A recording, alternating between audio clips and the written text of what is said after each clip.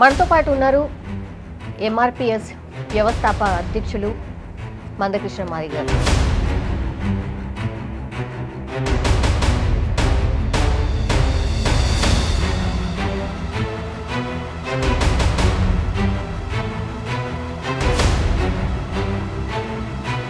నిజంగా పార్టీల సపోర్ట్తో ఈరోజు ఎస్సీ వర్గీకరణ జరుగుతుంది అనుకుంటున్నారా, లేకపోతే సుప్రీంకోర్టు ఇచ్చింది కాబట్టి జరిగింది అనుకుంటున్నారా?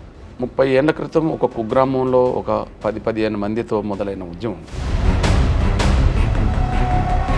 ఆనాడు మీరు ఐ థింక్ కొంత భావోద్వేగానికి కూడా గురైనట్టున్నారు. పశువుల మీద చేతులు వేసుకొని తీసుకెళ్లేటోళ్ళే మేము కనిపిస్తే మమ్మల్ని దూరం దూరం పెట్టి వాళ్ళు దూరంగా నడిచేవాళ్ళు. పశువుల కంటే హీనంగా చూడబడ్డ ఒక కులం బిడ్డలు ప్రధానమంత్రి పక్కనే కూర్చునే కాడికి వచ్చాము కదా. కాడికి మీకు ఎస్సీ వర్గీకరణ జరుగుతుంది, స్టార్ట్ అవుతుంది, ఆ ప్రక్రియ ముందుకు సాగుతుంది అన్నప్పుడు సార్ ఫస్ట్ మీ ఫీలింగ్ ఏంటి సార్?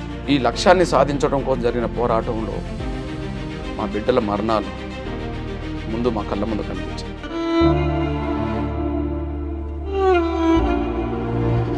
సుప్రీంకోర్టు తీర్పు వెలువడ్డ ఆ సమయంలో నేను సుప్రీంకోర్టులోనే ఉన్నాను.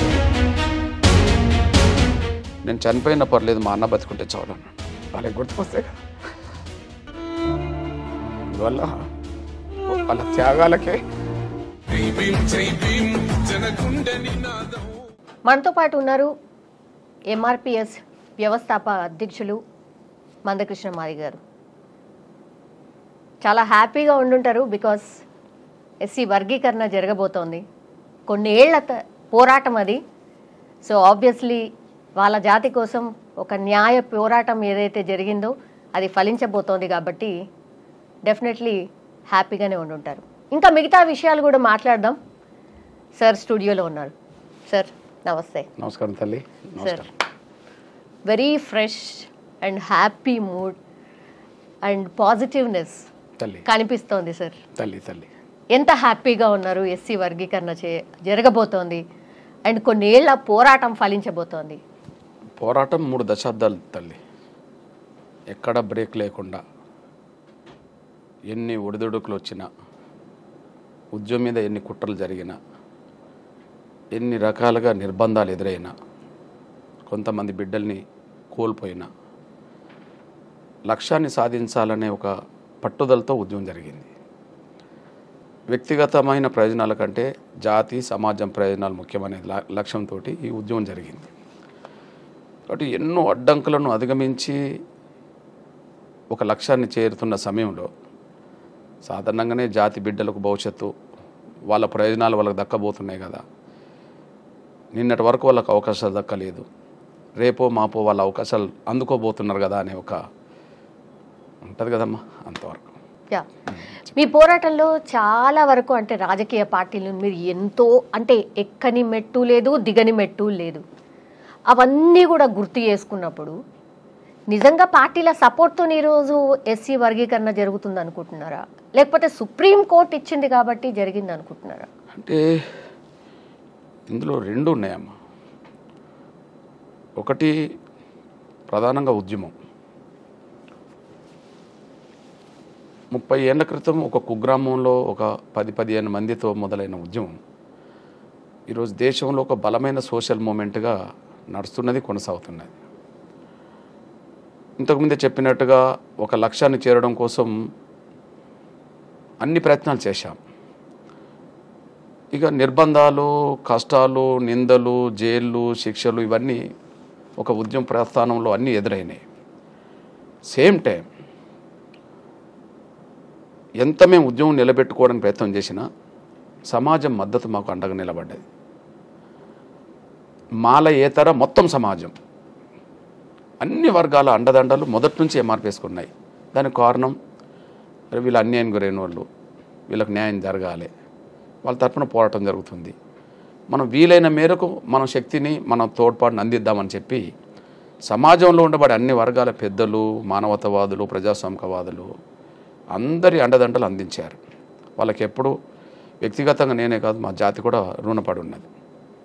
సేమ్ టైం ఉద్యమం చాలా కీలక దశలో అడ్డంకులు ఎదురవుతున్న సమయంలో కొన్ని సందర్భంలో రాజకీయ పక్షాలు ఇచ్చిన మాట నిలబెట్టుకోలేదు. వాళ్ళు ఇచ్చినప్పుడు, వాళ్ళు మాట ఇచ్చినప్పుడు వాళ్ళకు మేము తోడు ఉన్నాం. కొన్ని సందర్భంలో వాళ్ళు న్యాయం చేయలేకపోయారు. కానీ కీలక దశలో గౌరవ నరేంద్ర మోడీ గారు ప్రధానమంత్రిగా మాదిగల ఆవేదనను కల్లారా చూడడానికి వచ్చాడు. November 11, 2023 Hyderabad meeting. ఆయనకు అప్పటికే చరిత్ర అర్థమైపోయి ఉన్నది. అరే 30 ఏళ్ళ పోరాటం నడుస్తున్నది, వీళ్ళలో ఎంత ఆవేదన ఉన్నది. ఆ రోజు ప్రత్యక్షంగా మాదిగ ప్రజల ఆవేదన చూశాడు, సంకల్ప బలమేందో చూశాడు. ఎంఆర్పిఎస్ ఉద్యమం 94లో మొదలుపెట్టి 95, 96 వచ్చేటప్పటికి ఎంత ఉత్సాహంగా, ఎంత శక్తివంతంగా పనిచేసిందో ఈ 3 దశాబ్దాల్లో జరిగిన ఉద్యమం కూడా మళ్ళీ ప్రతి దశలో అట్లనే కనిపిస్తుంది.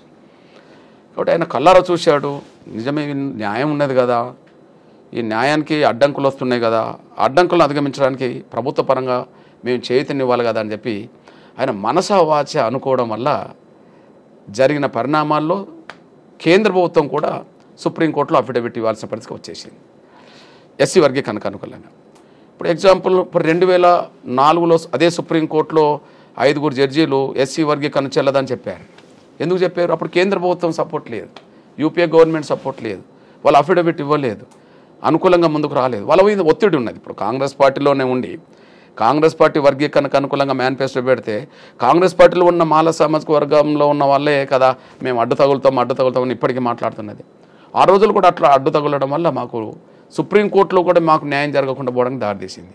కానీ గౌరవ నరేంద్ర మోడీ గారు ప్రధానమంత్రి హోదాలో హైదరాబాద్ సభకు రావడం, ఖచ్చితంగా వర్గీకరణ ప్రక్రియ ముందుకు సాగడానికి కేంద్రం సపోర్ట్ చేస్తానని చెప్పడం, సుప్రీంకోర్టులో కేసు పెండింగ్లో ఉన్నది కాబట్టి త్వరగా విచారణ జరిగేలాగా కేంద్రం కోరుతుందని చెప్పడం, దీన్ని పరిశీలి చేయడానికి ఒక కమిటీ వేస్తానని చెప్పడం, ఆయన క్యాబినెట్ సెక్రటరీ తోటే ఒక కమిటీ వేయడం, కమిటీ మొత్తం న్యాయ వ్యవస్థనంతా కూర్చుండబెట్టి, అంటే దాదాపు అటార్నీ జనరల్, సోలిసిటర్ జనరల్ వీళ్ళందరినీ కూర్చుండబెట్టి దీని మీద ఎట్లా ముందుకు సాగితే బాగుంటుందని అనుకోవడం, న్యాయం ఉన్నది కాబట్టి ఖచ్చితంగా న్యాయం వైపే మనం ఉందామని చెప్పి కేంద్రం అనుకోవడం, అఫిడవిట్ దాఖలు చేయడంతో 3 రోజుల పాటు జరిగిన విచారణలో అటార్నీ జనరల్, సోలిసిటర్ జనరల్ అక్కడనే ఉండి దానికి ఎక్కడి నుంచి అడ్డంకులు వస్తున్నాయి, ఎవరెవరు అడ్డంకిగా మాట్లాడుతున్నారనే విషయం అధ్యయనం చేస్తూ నిరంతరం ఆ 3 రోజులు వాళ్ళు తిప్పికొట్టడం వల్ల ఆ సానుకూలమైన తీర్పు రావడానికి దారితీసింది. అందువల్ల పోరాటం ఉన్నది, ఇందులో మా పిల్లల త్యాగాలు ఉన్నాయి, లక్షలాది మంది శ్రమ ఉన్నది, సమాజం మద్దతు ఉన్నది. అతి కీలక దశలో మాత్రం కేంద్రం న్యాయబద్ధంగా ముందుకు రావడం వల్ల మాకు న్యాయం జరిగింది. ఆనాడు మీరు అనుకున్నారా సార్, నిజంగా అది కూడా ఒక రాజకీయ సభనే కావచ్చు అని అనుకున్నారా? ఆనాడు మీరు ఐ థింక్ కొంత భావోద్వేగానికి కూడా గురైనట్టున్నారు. నరేంద్ర మోడీ గారు మిమ్మల్ని ఓదార్చారు ఆ సభలో. అవునవును, యా, ఎస్. ఆనాడు మీరు నిజంగా అనుకున్నారా, లేకపోతే ఏం జరుగుతుందో ఏందో కావాలి అని ఎప్పటి నుంచో మీరు అనుకుంటున్నారు, కానీ జరుగుతుందన్న నమ్మకం ఉండేనా ఆనాడు 2023? అంటే భావోద్రేగానికి గురి కావడానికి ఒక 2-3 ప్రధాన కారణాలు ఉన్నాయి. మేము చిన్నతనంలో కులపరమైన వివక్షతను ఎదుర్కొన్న వాళ్ళం. పశువుల మీద చేతులు వేసుకొని తీసుకెళ్లేటోళ్ళే మేము కనిపిస్తే మమ్మల్ని దూరం పెట్టి వాళ్ళు దూరంగా నడిచేవాళ్ళు. పశువుల కంటే హీనంగా చూడబడ్డ ఈ సామాజిక వ్యవస్థలో ఒక కులం నుండి వచ్చిన వాళ్ళం కదా. అన్ని బాధలు, పేదరికం, అవమానాలు నిత్యం ఎదుర్కొన్న వాళ్ళం కదా. కానీ ఒక జాతి పక్షాన 30 ఏళ్ళ ఉద్యమం జరిగిన తర్వాత ప్రపంచాన్ని ప్రభావితం చేసే దేశ గౌరవ ప్రధానమంత్రి నరేంద్ర మోడీ గారే మా పక్కన కూర్చున్నప్పుడు, అంటే ఈ స్థాయికి వస్తుందని మేము ఊహించలేదు. కానీ పశువుల కంటే హీనంగా చూడబడ్డ ఒక కులం బిడ్డలు ప్రధానమంత్రి పక్కనే కూర్చునే కాడికి వచ్చాము కదా అనే కాడికి సహజంగా భావోద్రేకం వచ్చింది కదా. ఈ నేపథ్యంలో ఆయన కూడా అర్థం చేసుకోగలిగాడు, ఓదార్చగలిగాడు, పరిస్థితులను అధ్యయనం చేసినట్టుగానే ఆయన కూడా మాట్లాడాడు, ముందుకు సాగించాడు. ఓకే, ఆయన మాత్రం మాకు న్యాయం చేశాడమ్మా. మీకు ఎస్సీ వర్గీకరణ జరుగుతుంది, స్టార్ట్ అవుతుంది, ఆ ప్రక్రియ ముందుకు సాగుతుంది అన్నప్పుడు సార్ ఫస్ట్ మీ ఫీలింగ్ ఏంటి సార్?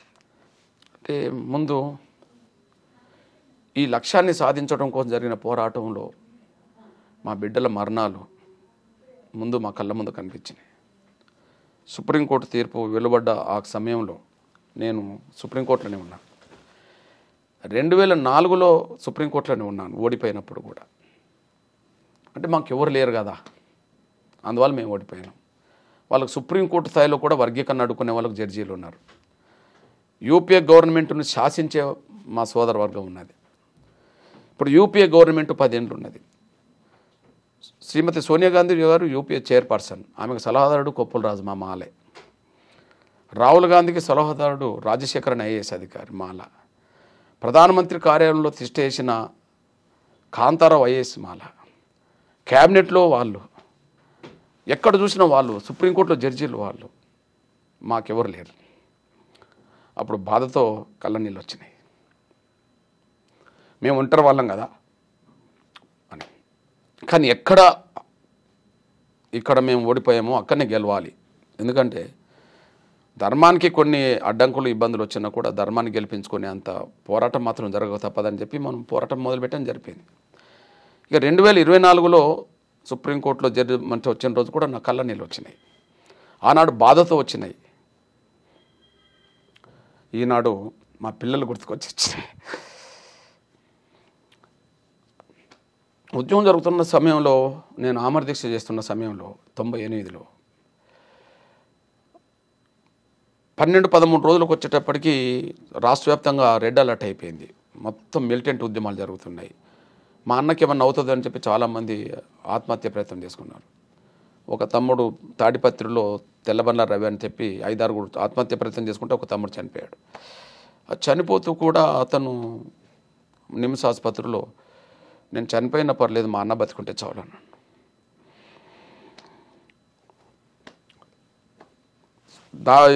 గాంధీభవన్ ఘటనలో కాంగ్రెస్ వర్గీకరణ చేత అని మోసం చేస్తే గాంధీభవన్ తగలబడ్డప్పుడు మా పిల్లలు చనిపోతున్న క్రమంలో సురేందర్ దగ్గరికి నేను వెళ్ళాను. 90% పైగా కాలిన గాయాలతో, కళ్ళు కూడా చూడలేని పరిస్థితిలో అతను తగలబడ్డాడు.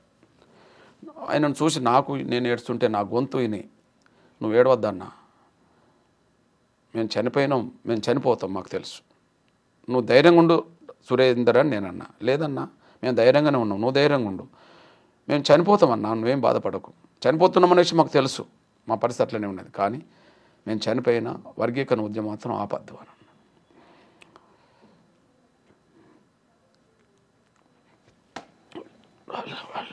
వాళ్ళకి గుర్తుకొస్తాయి కదా. అందువల్ల వాళ్ళ త్యాగాలకే మొదటి ప్రాధాన్యత. చాలామంది చనిపోయినట్ల, అంటే మేము చనిపోయినా పర్లేదు, మేము చనిపోతున్నామని తెలుసు, మేము చనిపోతాం, అయినప్పటికీ మీరు వర్గీకరణ ఉద్యమం ఆపద్దు అని అంటారు. అంటే ఇదే వాళ్ళు చనిపోకుండా ఈ యుద్ధంలో మేము గెలిస్తే మా పిల్లలు చూసేవాళ్ళు కదా. మేము బతికుంటూ చూడగలుగుతామేమో రేపు మా బిడ్డలు ఫలాలనుకున్నప్పుడు, కానీ దీనికోసం ప్రాణాలు అర్పించిన బిడ్డలు వాళ్ళు చూడలేరు కదా. అవి గుర్తుకొచ్చాయి. ముందు జడ్జిమెంట్ వచ్చినప్పుడు గుర్తుకొచ్చింది మా పిల్లలే, వాళ్ళ మరణాలు. వేలాది మంది కార్యకర్తలు ఒక సైన్యంగా తయారయ్యారు ఎంఆర్పిఎస్కు. మీరు గమనించండి. ఓకే, 94-95 ఉద్యమం కొంత విస్తరణ జరుగుతున్నప్పుడు క్యాడర్ ఎంత ఉత్సాహంగా చైతన్యంగా పనిచేస్తారో 30 ఏళ్లలో కూడా అదే చైతన్యంతో, అదే పట్టుదలతో ఎంఆర్పిఎస్ కార్యకర్తలు పనిచేస్తారు. ఎన్నో అడ్డంకులు, ఎన్నో కుట్రలు ఉద్యమం మీద జరిగినాయి. బహుశా ఎంఆర్పిఎస్ ఉద్యమం మీద జరిగిన అన్ని కుట్రలు, నిర్బంధాలు ఏ సోషల్ మూవ్మెంట్ జరగలేదు దేశవ్యాప్తంగా. అన్ని జరిగినా చెక్కు చెదరని ఆత్మవిశ్వాసంతో ఎంఆర్పిఎస్ కార్యకర్తలు పనిచేశారు. కాబట్టి చనిపోయిన అమరులు, కష్టపడ్డ కార్యకర్తలు, సమాజం అందించిన మద్దతు, లాస్ట్కు గౌరవ నరేంద్ర మోడీ గారు ఇచ్చిన సహకారం, అంతిమంగా గౌరవ చీఫ్ జస్టిస్ చంద్రచూడ్ గారు అధ్వర్యంలో వచ్చిన తీర్పు మాదిగల్ని గెలిపించడానికి దారితీసింది. సో ఇది 30 ఏళ్ళు మీ కళ్ళ ముందు, అంటే ఆ తీర్పు వచ్చిన తర్వాత మొత్తం అన్నీ గుర్తొస్తాయి ఆబ్వియస్. సహజంగా తల్లి. అంటే మాకెవరు గాడ్ ఫాదర్ లేరు, మేమే మొదలు పెట్టాం, మేమే ముందుకు నడిపించాం. ఎన్ని వచ్చినా కూడా వాటిని అధిగమించేంతవరకు మేమే ప్రయత్నం చేశాం. గాడ్ ఫాదర్లు ఎవరు లేరు, కాకపోతే సమాజం చాలా గొప్పగా స్పందించి ఎంఆర్పిఎస్ కండగా నిలబడ్డది. ఇప్పుడు కోల్పోయిన బిడ్డలకు సంబంధించి అన్నారు, ఎట్లా అంటే వాళ్ళకి ఏం చేయబోతున్నారు?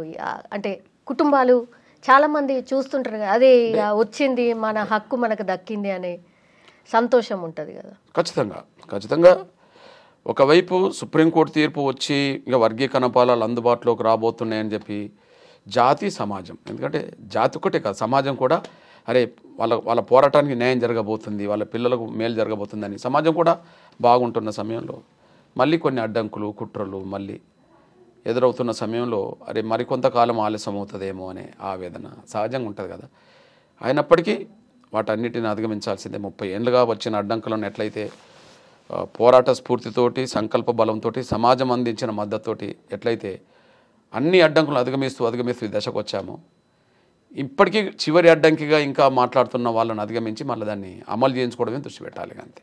ఎంఆర్పిఎస్ అంటే అన్న మాదిగలు అండ్ మాలలు, దళితులు అంటే అందరూ కలిసే అదే అని అనుకున్నాం. నిజంగానే మొన్న జరిగినటువంటి మాలల సింహగర్జన తరువాత మీకు చిన్న క్లూ కూడా లేకుండా నాన్న మాలలు ఇట్లా ఇంత పెద్ద సభ పెట్టబోతున్నారు, మీ గురించే మాట్లాడబోతున్నారు అని మీకు తెలీదా? ఎందుకు తెలియదమ్మా, తెలుసు. ఇప్పుడు ఆగస్టు 1వ తారీఖు నాడు తీర్పు వచ్చింది. ఆగస్టు 1వ తారీఖున వచ్చిన తీర్పు తర్వాత ఎంఆర్పిఎస్ ఇక విజయం సాధించింది అని మేము ముందుకెళ్ళాము. ఈ తీర్పును మేము అంగీకరించాం అని చెప్పి ఇంకా వాళ్ళు మాట్లాడుతూ వచ్చారు. తీర్పును ఎట్టి పరిస్థితులు అడ్డుకుంటామని చెప్పి రివ్యూ పిటిషన్లు వేశారు. 32 రివ్యూ పిటిషన్లు వేస్తే అందులో 16 మాలలు వేశారు. ఇక్కడ దేశవ్యాప్తంగా 32, 16 ఇక్కడ మాలలు వేశారు. రివ్యూ పిటిషన్లు మొత్తం తిరస్కరించింది. తర్వాత మళ్ళీ ఫైనల్గా క్యూరేటివ్ పిటిషన్ అని ఒకటి ఉంటుంది, దాన్ని వేశారు. మొన్న చీఫ్ జస్టిస్ కన్నా గారు దాన్ని తిరస్కరించారు.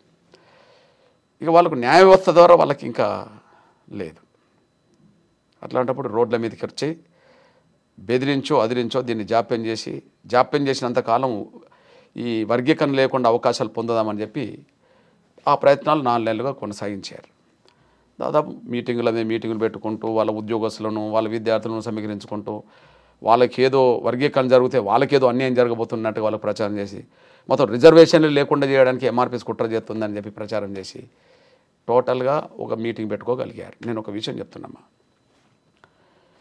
ఈ సమాజంలో ఎవరికన్నా అన్యాయం జరిగినప్పుడు న్యాయం కోసం పోరాటాలు మొదలు పెడతారు. ఎవరికన్నా అన్యాయం జరిగితే న్యాయం కోసం ఉద్యమాలు చేస్తారు. న్యాయం జరగాలని మీటింగులు పెడతారు. వాళ్ళకి ఏ అన్యాయం జరిగిందని మీటింగ్ పెట్టారు? పోనీ వాళ్ళ వక్తల్లో వాళ్ళు మాట్లాడిన వాళ్ళలో మాకు ఈ అన్యాయం జరుగుతుందని ఎవరు చెప్పారు? అన్యాయం జరిగితే న్యాయం కోసం మీటింగులు పెట్టాలి, న్యాయం కోసం పోరాటం చేయాలి. మళ్ళీ మీటింగ్ పెట్టిందైనా మీటింగ్ వేదిక మీద మాట్లాడిన వాళ్ళైనా వర్గీకరణ జరగనీయము మేము అడ్డుకుంటాం అంటాను. అంటే ఇంకొకరి హక్కులను మేము అడ్డుకుంటామని అర్థం. రిజర్వేషన్ల ఫలాలు ఏకపక్షంగా మేమే అనుభవిస్తాం, ఇందులో ఎవరి వాటా ఇవ్వం. మేము వాటా అడుగుతున్నాం, మా జనాభాతో మా వాటా అంతా రావాలి. ఎందుకంటే మా వాటా రాలేదని కమిషన్ చెప్పినాయి, ప్రభుత్వాలు అంగీకరించినాయి, కోర్టులు చెప్పినాయి, అందరు చెప్పారు. మా వాటా మాకు రాలేదని అందరు చెప్పినప్పుడు వాళ్ళు ఏం చేయాలి? అరే మా సోదరులే కదా వాళ్ళు కూడా, ఇంతకాలం మేము అనుభవించినా ఇప్పుడు అందరం పంచుకొని తిందామని చెప్పి వాళ్ళకు పెద్ద మనసు ఉండాలి. వాళ్ళకి పెద్ద మనసు లేదు కాబట్టి ఇంకా మేము అడ్డుకుంటాము అని అంటారు. అంటే అర్థం ఏం చెప్పండి? ఎవరైనా ఒక మీటింగ్ పెడితే, ఇప్పుడు మహిళలు మీటింగ్ పెడతారమ్మా, మహిళలకు అన్యాయం జరిగితే మహిళలు మీటింగ్ పెడతారు, అంతే కదా. మాలలకు అన్యాయం జరిగితే మాలలు మీటింగ్ పెట్టాలి. మాదిగలకు అన్యాయం జరిగింది, ఉపకులాలకు చాలా కులాలకు అన్యాయం జరిగింది కాబట్టి మేము మీటింగ్ పెట్టుకొని ఉద్యమాలు చేశాం. సమాజం దాన్ని అంగీకరించింది, కమిషన్లు అంగీకరించినాయి, కోర్టులు అంగీకరించి అన్నీ అంగీకరించినాయి. వాళ్ళు మీటింగ్ పెట్టి ఏం చెప్పినట్టు? మేము వర్గీకరణ అడ్డుకుంటాం అంటే అందరికీ పంచనీయము అని అర్థం. అందరికీ పంచనీయం, ఎవరికి పోనీయం ఇలా వాట అని అర్థం. దాంట్లో న్యాయం ఏందమ్మా? నాకు అర్థమవుతలేదు. న్యాయం లేదు కదా. అయితే శక్తి ఉన్నది వాళ్ళకు. ఏం శక్తి ఉన్నది? అమ్మ మేము పూరి గుడిసె ఉండి వచ్చిన వాళ్ళం, మా వెనక అమాయకులైన నిరక్షరాశులైన నిరుపేదలైన మాదిగలు ఉన్నారు, సమాజం ఉన్నది, అన్ని వర్గాల సమాజం ఉన్నది, అండగా నిలబడ్డది మోరల్ సపోర్ట్గా. కానీ వాళ్ళు మీటింగ్ పెట్టినారు కదమ్మా, ఆ మీటింగ్కు నాయకత్వం వహించిన వాళ్ళు ఎవరమ్మా? ఒక కుటుంబానికి సంబంధించిన ఒక వ్యక్తి. అమ్మ పెద్ద వేల కోట్ల రూపాయల పారిశ్రామికవేత్త అమ్మా, ఎలక్ట్రానిక్ మీడియా ప్రింట్ మీడియాని నడిపే అధిపతి అమ్మ. ఒక ఇంట్లోనే 4 పదవులు పొందిన కుటుంబం వచ్చినారమ్మా. తండ్రి ఎంపీ, కేంద్ర మంత్రి అమ్మ చేసిండు, అన్న ఇప్పుడు ఎమ్మెల్యేనమ్మా. తను ఎమ్మెల్యేనమ్మా, తన కొడుకు ఎంపీనమ్మా. ఒక కుటుంబంలో బహుశా ఈ దేశంలో ఒక కుటుంబంలో 3 పదవులు పొందిన వాళ్ళ ఒక 2-3 కుటుంబాల పేరు చెప్పమ్మా. ఇప్పుడు నేను చెప్పదలుచుకుంటే సోనియా గాంధీ, రాహుల్ గాంధీ, ప్రియాంక వాళ్ళే కుటుంబంలో, లేదా కాంగ్రెస్ పార్టీ అధ్యక్షుడు ఉండబడే మల్లికార్జున ఖర్గే వాళ్ళ అల్లుడు ఎంపీ లేదా వాళ్ళ కొడుకు మంత్రి. ఈ దేశంలో ఒకే కుటుంబంలో 3 చట్టసభల పదవులు పొందిన వాళ్ళు మళ్ళీ వీళ్ళేనమ్మా. పారిశ్రామికవేత్తలమ్మా, 50,000 లక్ష కోట్ల రూపాయల అధిపతులమ్మా వాళ్ళ పారిశ్రామికవేత్తలు, పరిశ్రమ నడిపేటోళ్ళమ్మా. 2 ఒక ప్రింట్ మీడియా, ఒక ఎలక్ట్రానిక్ మీడియా నడపాలంటే 100 కోట్ల రూపాయలు అవసరమమ్మా. 3 చట్టసభలు వాళ్ళ ప్రాతినిధ్యం మొదటి నుంచి వాళ్ళకు ఉన్నదమ్మా. అమ్మా, ధనం అన్ని రకాలుగా ఉన్నప్పుడు, రాజకీయ పలుకుబడి ఉన్నప్పుడు వాళ్ళని పక్కదారి పట్టించి తీసుకురావడం పెద్ద సమస్య కాదమ్మా. ఆవేదన చాటుకోవడానికి పెట్టలేదమ్మా, ఇంకొకరు హక్కులను హరించడానికి వాళ్ళు మీటింగ్ పెట్టారు. అందుకనే సమాజం ఆ మీటింగ్ను అంగీకరించదమ్మా. ఎందుకంటే ఇప్పుడు ఎంఆర్పిఎస్ మీటింగ్ పెడితేమ్మా అన్ని పార్టీలు, అన్ని సంఘాల వాళ్ళు వచ్చి వేదిక మీద ఉంటారు. అన్ని పార్టీలు, అన్ని సామాజిక వర్గాల్లో వస్తారు. మళ్ళీ న్యాయం ఉన్నది ఎంఆర్పిఎస్ వైపు అని చెప్పి అమ్మా మీటింగ్ పెట్టారు కదా. పోనీ వాళ్ళకి అన్యాయం జరిగితే న్యాయం కోసం మీటింగ్ పెడితేనన్నా ఎవరన్నా సపోర్ట్ చేస్తారమ్మా. ఇంకోరి హక్కులు వద్దని చెప్పడానికి మీటింగ్ పెట్టినరమ్మా. మీరే ఆలోచించండి. కాబట్టి ఏ పార్టీ, ఏ ఇతర మాలేతర సంఘ నాయకులు అక్కడ కనిపించలేదమ్మా వేదిక మీద. దీన్ని బట్టి స్వార్థం ఎవరిది, న్యాయం ఎవరిది? ఓకే, స్వార్థం ఉన్న వాళ్ళకు పలుకుబడి ఉన్నదమ్మా, డబ్బు ఉన్నదమ్మా, రాజకీయ పలుకుబడి ఉన్నదమ్మా. వాళ్ళలో వేలాది మంది, మాదిగల కంటే ఎక్కువ మంది ఉద్యోగస్తులు ఉన్నారమ్మా. పలుకుబడితో ఏదైనా చేసుకుంటారమ్మా, కానీ అంతిమంగా ఓడిపోతారమ్మా వాళ్ళు. ఎందుకంటే మీరు కలుపుకుని పోయే ప్రయత్నం చేయలేదు సార్ ఫస్ట్ నుంచి కూడా? ఎందుకు ఇట్లా? మరి విషయం ఏంటంటే తల్లి, ఉన్నది పంచుకుందాం, మన మధ్యలో తేడా లేకుండా కూర్చుందామంటే నేను ఎప్పుడు కూర్చుంటానమ్మా. కానీ అసలు పంచుకోవడానికే ఒప్పుకోం అంటున్న వాళ్ళతో ఎట్లా కూర్చోవాలమ్మా మీరే చెప్పండి. ఇప్పుడు మాదిగలకు అన్యాయం జరిగిందా లేదా? మాదిగలతో పాటు ఇంకా 57 కులాలు దళితుల్లో ఉన్నారు, వాళ్ళకి అన్యాయం జరిగిందా లేదా? అమ్మ, ఒక్క వర్గమే ఎందుకు వ్యతిరేకిస్తుందమ్మా చెప్పు? ఉద్యోగాల్లో వాళ్ళే ఎక్కువ మంది, చదువుకున్న వాళ్ళు వాళ్ళే ఎక్కువ మంది, ఆర్థికంగా బలపడ్డోళ్ళు వాళ్ళే ఎక్కువ మంది, రాజకీయంగా బలపడ్డోళ్ళు ఆ కుటుంబానికి సంబంధించిన వాళ్ళే కదమ్మా. మరి మిగతా 57 కులాలు ఈ వర్గీకరణ కోరుకుంటున్నాయి కదమ్మా, మాదిగలు ఒక్కరే కోరుకోవట్లేదు కదా. అంటే మాదిగలకు అన్యాయం జరిగింది, మాదిగలు కోరుకుంటుండ్రు, మిగతా దళిత కులాలు కూడా వర్గీకరణ కోరుకుంటున్నాయి. అంటే వీరొక్కరే అడ్డం పడుతుంటే అర్థం ఏందమ్మా? అంటే అందరు అవకాశాలు మేమే అనుభవిస్తాం, మేమే తింటాం అని అర్థం. ఇకపోతే ఒక సందర్భంలో కూర్చున్నామమ్మా, ఇప్పుడు కాదు, దాదాపు ఎంఆర్పిఎస్ 94లో ఉద్యమం మొదలైనప్పుడు 99లో కూర్చున్నామమ్మా. అప్పుడు ఈ ఇష్యూ రాష్ట్రపతి చేతిలోకి వెళ్ళిపోయిందమ్మా. ఇప్పుడు సుప్రీంకోర్టులో కొంతకాలం పెండింగ్లు ఉండి జడ్జిమెంట్ వచ్చినట్టుగానే 99లో ఈ ఇష్యూ రాష్ట్రపతి చేతికి వెళ్ళింది. ఎస్సీ వర్గీకరణ కరెక్టా కాదా అని. అప్పుడు రాష్ట్రపతి కూడా దళితుడమ్మా, కేఆర్ నారాయణ, చాలా గొప్ప మేధావి, అంబేద్కర్ తర్వాత గొప్ప మేధావిగా పేరు కన్న వ్యక్తి అమ్మ. ఆయన చేతిలో ఈ ఎస్సీ వర్గీకరణ సమస్య పెండింగ్లో ఉన్నప్పుడు అక్కడికి వెళ్ళినప్పుడు దానికంటే ముందు ఒక మాల పెద్దలు మమ్మల్ని కూర్చొని అప్పుడు పివి రావు గారు దీనికి నాయకత్వం వహిస్తున్నారు. తర్వాత జూపూడి, తర్వాత ఇప్పుడు వీళ్ళందరూ ఇప్పుడు ఎవరెవరో వస్తూనే ఉన్నారు. అప్పుడు ఏమైందంటే అమ్మా, ఒక వర్ధన్ అనే ఒక స్వచ్ఛంద సంస్థ నడిపే మాల పెద్ద ఆయన ఇంట్లోనే చర్చలు జరిగినాయి. దానికి సాక్షి సంతకంలో మల్లు రవి కూడా ఉన్నాడు. అప్పుడు నాయకుడిగా పివి రావు గారు, సాక్షి సంతకం జూపూడి బ్రోకర్ కూడా పెట్టాడు. అందులో ఏం రాసుకున్నామమ్మా? అందులో ఏమున్నదంటే దళితుల్లో అసమానతలు ఉన్నాయి, ఒప్పుకున్నాం. ఈ అసమానతలను నివారించే దిశగా రాష్ట్రపతి ఏ నిర్ణయం తీసుకున్నా కట్టుబడి ఉన్నాం. ముందు అసమానతలు అనేది ఒప్పుకున్నాం, సంతకం పెట్టినాం. మరి సమస్య పరిష్కారం ఎవరి చేతికి వెళ్ళింది అని చేతికి. ఈ అసమానతల నిర్మూలన కోసం, నివారించడం కోసం రాష్ట్రపతి ఏ నిర్ణయం తీసుకున్నా కట్టుబడి ఉందా అని చెప్పాను. అమ్మ, సంతకాలు అయిపోయిన తర్వాత నెల రోజుల తర్వాత రాష్ట్రపతి ఎస్సీ వర్గీకరణ కరెక్టే అని చెప్పేశాడమ్మా. రాష్ట్రపతి చెప్పాడమ్మా, నో మేము వినమని మళ్ళీ చెప్పారమ్మా. ఇప్పుడు చెప్పండి తల్లి, సుప్రీంకోర్టు అత్యున్నత ధర్మాసనము 7 జడ్జిలతో కూడిన రాజ్యాంగ ధర్మాసనం, అందులో ధర్మాసనానికి చీఫ్ జస్టిస్ నాయకత్వం వహిస్తుంటే ఆయన ఇచ్చిన తీర్పును ఇప్పుడు బేఖాతరు అంటలేరమ్మా. అన్నాడు రాష్ట్రపతి నిర్ణయాన్ని కూడా బేఖాతరు అన్నారమ్మా. మరి ఎవరి మాట వినాలమ్మా? ఇప్పుడు ప్రధానమంత్రులు వర్గీకరణకు సపోర్ట్ చేస్తున్నారు. ఓకే, మన్మోహన్ సింగ్ గారు కూడా వర్గీకరణ సపోర్ట్ చేశాడు, బిల్లు పెట్టకుండా వీళ్ళు అడ్డం పడ్డారు. ఇప్పుడు రేవంత్ రెడ్డి గారు వర్గీకరణ సపోర్ట్ చేస్తున్నారమ్మా. మీరు ముందుకెళ్ళొద్దని చెప్పి ఇప్పుడు అడ్డం పడతలేరా? అట్లనే ప్రధానమంత్రి మన్మోహన్ సింగ్ గారు ఉన్నప్పుడు కూడా వర్గీకరణకు ఆయనకు అనుకూలమే కమిషన్ వేసాడు ఉషామేర కమిషన్. రిపోర్ట్ వచ్చినాక వర్గీకరణకు అనుకూలంగా రిపోర్ట్ వచ్చినాక రిపోర్ట్ని అమలు చేద్దని అడ్డం పడ్డారు. అప్పుడు అంటే రాష్ట్రపతి నిర్ణయాలు బేఖాతరు చేసే స్థాయిలో వాళ్ళు ఉన్నారు. ప్రధానమంత్రుల నిర్ణయాన్ని వాళ్ళు బేఖాతరు చేస్తారు. ఈ దేశంలో ఎస్సీ వర్గీకరణ మీద వేసిన కమిషన్లన్నీ వర్గీకరణ సపోర్ట్ చేసినాయమ్మా. ఇప్పుడు ఆంధ్రప్రదేశ్లో ఎస్సీ వర్గీకరణ మీద కమిషన్ చంద్రబాబు నాయుడు గారు వేసాడమ్మా 94 కమిషన్ సపోర్ట్ చేసింది జస్టిస్ రామచంద్ర కమిషన్. నేను పుట్టకముందు లాల్ బహదూర్ శాస్త్రి గారు ప్రధానమంత్రిగా ఉన్నప్పుడు కమిషన్ పడ్డదమ్మా లోకూర్ కమిటీ, అది వర్గీకరణ సపోర్ట్ చేసింది. పోనీ యూపీఏ గవర్నమెంట్లో మన్మోహన్ సింగ్ గారు గవర్నమెంట్లో జస్టిస్ ఉషా మేరా కమిషన్ వేసిందమ్మా, వర్గీకరణ సపోర్ట్ చేసింది. మహారాష్ట్రలో లాహోజీ సాల్వే కమిటీ పడ్డదమ్మా, వర్గీకరణ సపోర్ట్ చేసింది. తమిళనాడులో జస్టిస్ జనార్దన్ కమిషన్ పడ్డదమ్మా, వర్గీకరణ సపోర్ట్ చేసింది. కర్ణాటకలో జస్టిస్ సదాశివన్ కమిషన్ పడ్డదమ్మా, వర్గీకరణ సపోర్ట్ చేసింది. ఉత్తరప్రదేశ్లో హుకుమ్ సింగ్ కమిషన్ పడ్డదమ్మా, వర్గీకరణ సపోర్ట్ చేసింది. హర్యానాలో పంజాబ్లో ఉమ్మడిగా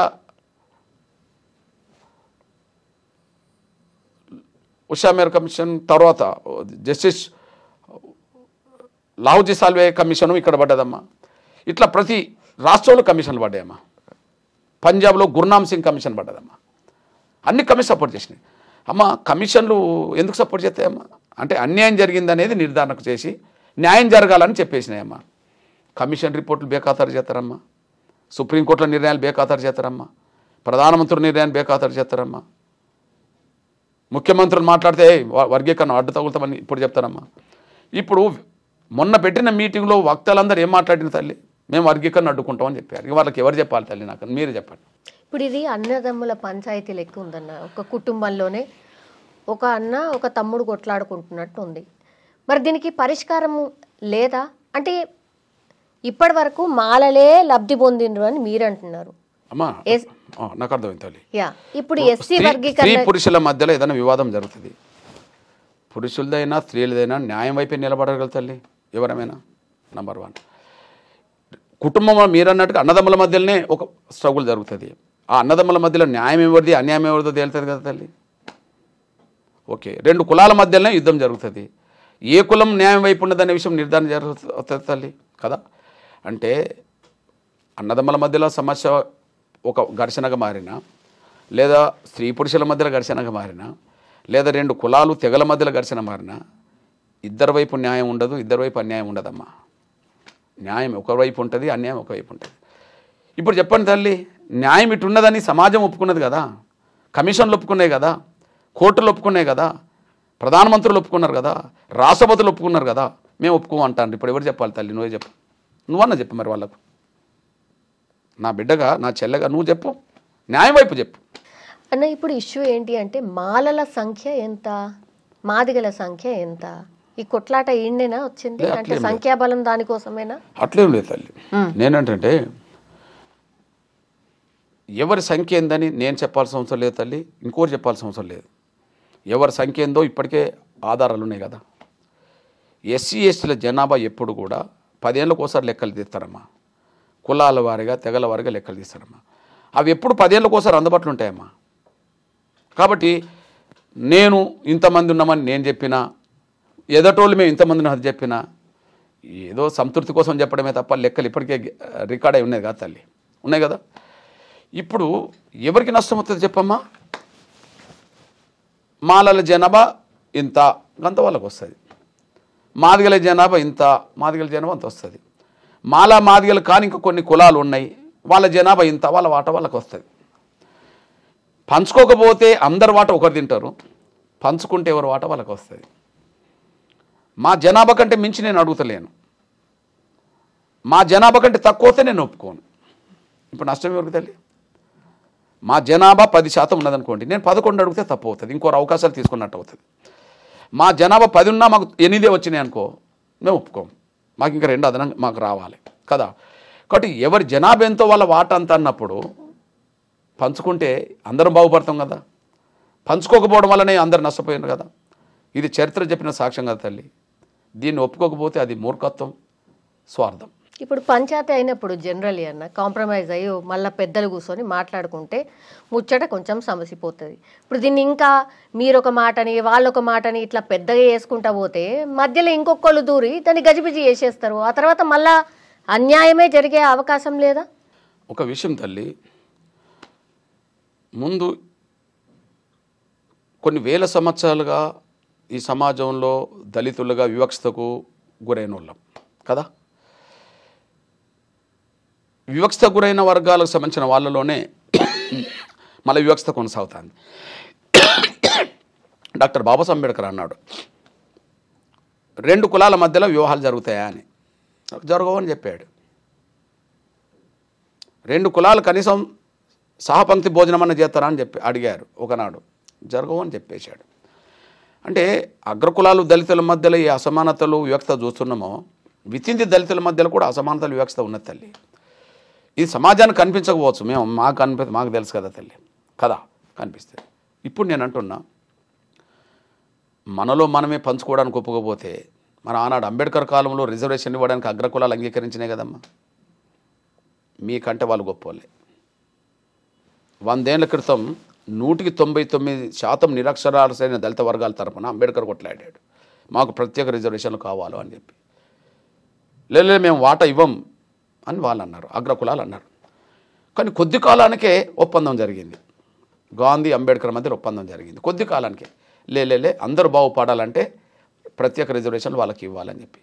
అంటే 100% మేము రిజర్వేషన్ అంగీకరించమని చెప్పి ఒకవైపు, కొద్ది కాలానికే లే ఆ వర్గాలు బాగుపడాలంటే వాళ్ళకు ప్రత్యేకంగా కొన్ని అవకాశాలు ఇవ్వాలి, కొన్ని వేల సంవత్సరాలు వాళ్ళు అవకాశాలకు దూరమైన వాళ్ళు కాబట్టి ఇవ్వాలని చెప్పి ఒప్పందం జరిగింది. ఆ ఒప్పందం ఫలితమే ఇవాళ రిజర్వేషన్ తల్లి. ఆ రిజర్వేషన్ల వలన ఇవాళ గ్రామ పంచాయతీ మొదలుకొని రాష్ట్రపతుల దాకా దళితులు గిరిజనులు వాళ్ళు అవుతుండ్రు కదా తల్లి. ఉన్నది పంచుకోవడానికే మీరు ఒప్పుకోకపోతున్నారు కానీ లేనప్పుడు ఇవ్వడానికి అగ్రకులాలు ఒప్పుకున్నాయి కదా తల్లి. లేనప్పుడు దళితులకు ఏ అవకాశాలు లేనప్పుడు వాళ్ళకి అవకాశాలు ఇవ్వాలని చెప్పి అగ్రకుల వ్యవస్థ 100 ఏళ్ల క్రితం ఒప్పుకున్నదమ్మా. కానీ 100 ఏళ్ల తర్వాత ఉన్నది పంచుకుందామంటే కూడా మేమే తింటామనేటోళ్ళు వీళ్ళు తయారైందమ్మా. ఇది తప్పు. ఇంకొకరికి అవకాశం ఇస్తుండ్రంటే అర్థం ఏంటి? మేము ఇవ్వట్లా, మేము న్యాయం అడుగుతున్నాం. న్యాయాన్ని సమర్థించింది సమాజం, అన్నీ సమర్థించారు. మీకు న్యాయం మీ వైపు ఉండవచ్చు, అయినా మేము అంగీకరించమంటాను. ఇంకేం చేయాలి? ఇప్పుడు చెప్పండి, ప్రధానమంత్రులు వర్గీకరణ న్యాయం అన్నారు కదా, మేము ఒప్పుకోమంటాను. రాష్ట్రపతులు వర్గీకరణకు అనుకూలం అన్నారు కదా, మేము ఒప్పుకోమంటాను. సుప్రీంకోర్టు తీర్పులు వర్గీకరణకు అనుకూలంగా ఉన్నాయి, మేము ఒప్పుకోమంటాను. మాలయేతర ఎవరినన్ను అడుగు ఎంఆర్పీ చేసే పోరాటంలో న్యాయం ఉన్నదంటారు, ఆయన మేము ఒప్పుకోమంటారు. వాళ్ళు ఎంత శక్తివంతులు తల్లి చెప్పండి, ఎంత స్వార్థం, ఎంత శక్తివంతులు వాళ్ళు. ఎవరు చెప్పాలి వాళ్ళకు? అయితే వాళ్ళకు పలుకుబడి శక్తి ఉన్నదని మేము మౌనంగా ఉండలేము కదా తల్లి. ఒక జాతి కోసం యుద్ధం చేస్తున్నాం కదా, జాతి కోసం యుద్ధం చేస్తున్నాం. గెలిపించి నా జాతికి అవకాశాలు అందించాలి. డాక్టర్ బాబాసాహెబ్ అంబేద్కర్ కాలంలో లేని రోజుల్లో అవకాశాలు సాధించడం కోసం ఆయన కష్టపడ్డాడు. 100 ఏళ్ల తర్వాత ఉన్న అవకాశాలు పంచుకోవడం కోసం మేము కష్టపడాల్సి వస్తుంది. మళ్ళీ ఇంకో పోరాటం జరగబోతోందా? పోరాటం మళ్ళీ జరగాలని అయితే కోరుకోనమ్మా. పోరాటం మళ్ళీ జరగాలని నేను కోరుకోను. ఎందుకంటే ఒకే తెలంగాణలో ముఖ్యమంత్రి గౌరవ రేవంత్ రెడ్డి గారు సుప్రీంకోర్టు తీర్పు వచ్చిన వెంటనే అందరికంటే, దేశంలో అందరికంటే ముందు అసెంబ్లీలో స్పందించాడు. అవును, తీర్మానం చేశారు. నేను కూడా ఆయనకు ధన్యవాదాలు చెప్పాను. ఓకే తల్లి, తను వ్యక్తిగతంగా ఎస్సీ వర్గీకరణకు అనుకూలం. వ్యక్తిగతంగా ఎందుకంటే మా ఉద్యమంలో పాల్గొన్నాడు, మా ధర్నాలో పాల్గొన్నాడు, మా మహాసభలో పాల్గొన్నాడు, వర్గీకరణ సపోర్ట్ చేశాడు. ఈ ముఖ్యమంత్రి కాకముందు విషయం చెప్తున్నాను నేను కదా. వ్యక్తిగతంగా మాదిగలకు అన్యాయం జరిగింది అనేది ఆయన మనసులో ఉన్నది కాబట్టి మా సభల్లో ధర్నాలో పాల్గొన్న వ్యక్తి కదా. ఆయా సందర్భంలో మాకు కొంత చేయూతనిచ్చిన వ్యక్తే. తను ముఖ్యమంత్రిగా అందరికంటే ముందు వర్గీకరణ అమలు చేస్తామని మాట్లాడాడు. సరే, అందరికంటే ముందు అమలు చేయలేకపోయినా, ఎందుకంటే హర్యానా మొదలుపెట్టింది, పంజాబ్లో అమలు జరుగుతుంది, తమిళనాడులో అమలు జరుగుతుంది. కానీ అందరికంటే ముందు అమలు చేస్తామని కొన్ని కారణాల వల్ల ముందుకు వెళ్ళకపోయినా కమిషన్ పడ్డది, కమిషన్ తిరుగుతుంది. ఓ 10 రోజులకో 15 రోజులకో కమిషన్ రిపోర్టు వస్తుంది. తప్పకుండా వర్గీకరణ చేస్తాడని ఆశిస్తున్నాం.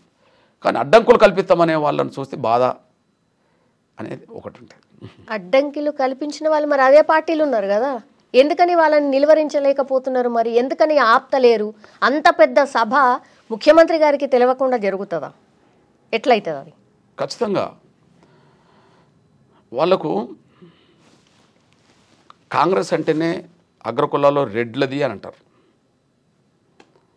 కానీ కాంగ్రెస్ అంటే దళితుల్లో మాలల్ది ప్రధానంగా. ఎందుకు నేను ఈ మాట అంటున్నంటే, ఇప్పుడు ఏ ఇంట్లో 2 పదవులు ఉంటే ఒకరిద్దరికి ఉండవచ్చు, 3 పదవులు ఉన్నది ఎవరికో చెప్పు ఇంట్లో, అదే కాంగ్రెస్లో. ఇప్పుడు ఉత్తమ్ కుమార్ రెడ్డి గారు లేదా వాళ్ళ భార్య ఇద్దరు ఉంటారు అనుకుందాం, లేదా జానారెడ్డి గారు ఇద్దరు కొడుకులు, ఒక ఎంపీ ఒక ఎమ్మెల్యే అనుకుందాం కదా. మల్లు రవి మల్లు బట్టి విక్రమ కూడా మాల వాళ్ళు ఇద్దరింట్లో ఉన్నారు. కానీ ఒక ఇంట్లో 3 పదవులు ఎవరికి ఉంటాయి? వివేక్ కుటుంబానికి ఉంటాయి. ఏ పార్టీ? కాంగ్రెస్ పార్టీ. కాంగ్రెస్ పార్టీలో మొదటి నుంచి దళితుల్లో మాల సామాజిక వర్గం పట్టు బాగా బిగించుకున్నది. ఈ దేశంలో మొదటి దళిత ముఖ్యమంత్రి ఎవరని ఉంటే ఉమ్మడి ఆంధ్రప్రదేశ్కి సంబంధించిన కర్నూలు వాసి పెద్దలు దామోదర సంజీవయ్య గారే ముఖ్యమంత్రి. అంటే దేశంలో మొదటి దళిత ముఖ్యమంత్రి పేరు ఆయనకి వచ్చిందంటే ఎప్పుడు పడ్డాయి వాళ్ళకి పునాదులు? నేను 65లో పుట్టాను, 65లో పుట్టక ముందే ఆయన ముఖ్యమంత్రి కాగలిగాడు. అక్కడి నుంచి ఇప్పటి వరకు, ఇప్పుడు పక్క రాష్ట్రం చూడండి, మల్లికార్జున ఖర్గే ఎస్సీ మాల, అంటే ఎస్సీ మాల, ఆయన ఇంట్లో కూడా 3 పదవులు ఉంటాయి. దేశంలో నాకు తెలిసి కాంగ్రెస్ పార్టీలో ఒకే ఇంట్లో 3 పదవులు ఉన్న వాళ్ళు 3 కుటుంబాలు, సోనియా గాంధీ, రాహుల్ గాంధీ, ప్రియాంక. అక్కడ మల్లికార్జున ఖర్గే వాళ్ళ అల్లుడు వాళ్ళ కొడుకు. ఇక్కడ పెద్దపల్లి ఎంపీ ఎవరో మీకు తెలుసు, ఓకే, చెన్నూరు ఎమ్మెల్యే మీకు తెలుసు, అదే సమయం బెల్లంపల్లి ఎమ్మెల్యే మీకు తెలుసు. ఒకే ఇంట్లో 3. అంటే వాళ్ళు పట్టు ఆ స్థాయిలో ఉన్నది. ఎగ్జాంపుల్, గౌరవ రాజశేఖర రెడ్డి గారు లాంటి ముఖ్యమంత్రి, స్వర్గీయ రాజశేఖర ముఖ్యమంత్రి, కృష్ణా ఎస్సీ వర్గీకరణ చేపించే బాధ్యత నాది, ఎన్ని అడ్డంకులైనా నేను చేపిస్తాను అని అన్నాడు. కానీ అట్లాంటి వైఎస్ రాజశేఖర రెడ్డి గారు కూడా ముందడిగేసి కేంద్ర ప్రభుత్వం ఒప్పించి కమిషన్ వేయించి కమిషన్ రిపోర్ట్ను అమలు చేయించడం కోసం ప్రయత్నం చేస్తున్న క్రమంలో కూడా ఆయన రిపోర్ట్ను అమలు జరగకుండా అడ్డుపడ్డారు వీళ్ళు. అడ్డం పడ్డ ఆవేదన ఆగ్రహ రూపం దాల్చినప్పుడే గాంధీవన్ తగలబడ్డది. సోనియా గాంధీ మీటింగ్ రద్దయిపోయింది పరేడ్ గ్రౌండ్లో ఆ రోజుల్లో కదా. అంటే వాళ్ళు చాలా కాంగ్రెస్ పార్టీలో మాత్రం వాళ్ళను ఎవరు కూడా తాకలేనంత శక్తివంతంగా ఎదిగారు. అయినప్పటికీ పార్టీ విధానాలకు కట్టుబడి ఉండాల్సిన బాధ్యత ఉన్నది కాబట్టి వాళ్ళ మీద క్రమశిక్షణ చర్యలు తీసుకోండి అని చెప్పి మేము మాట్లాడాల్సిన పరిస్థితి వస్తుంది, తీసుకోవాల్సిన బాధ్యత ఉన్నది.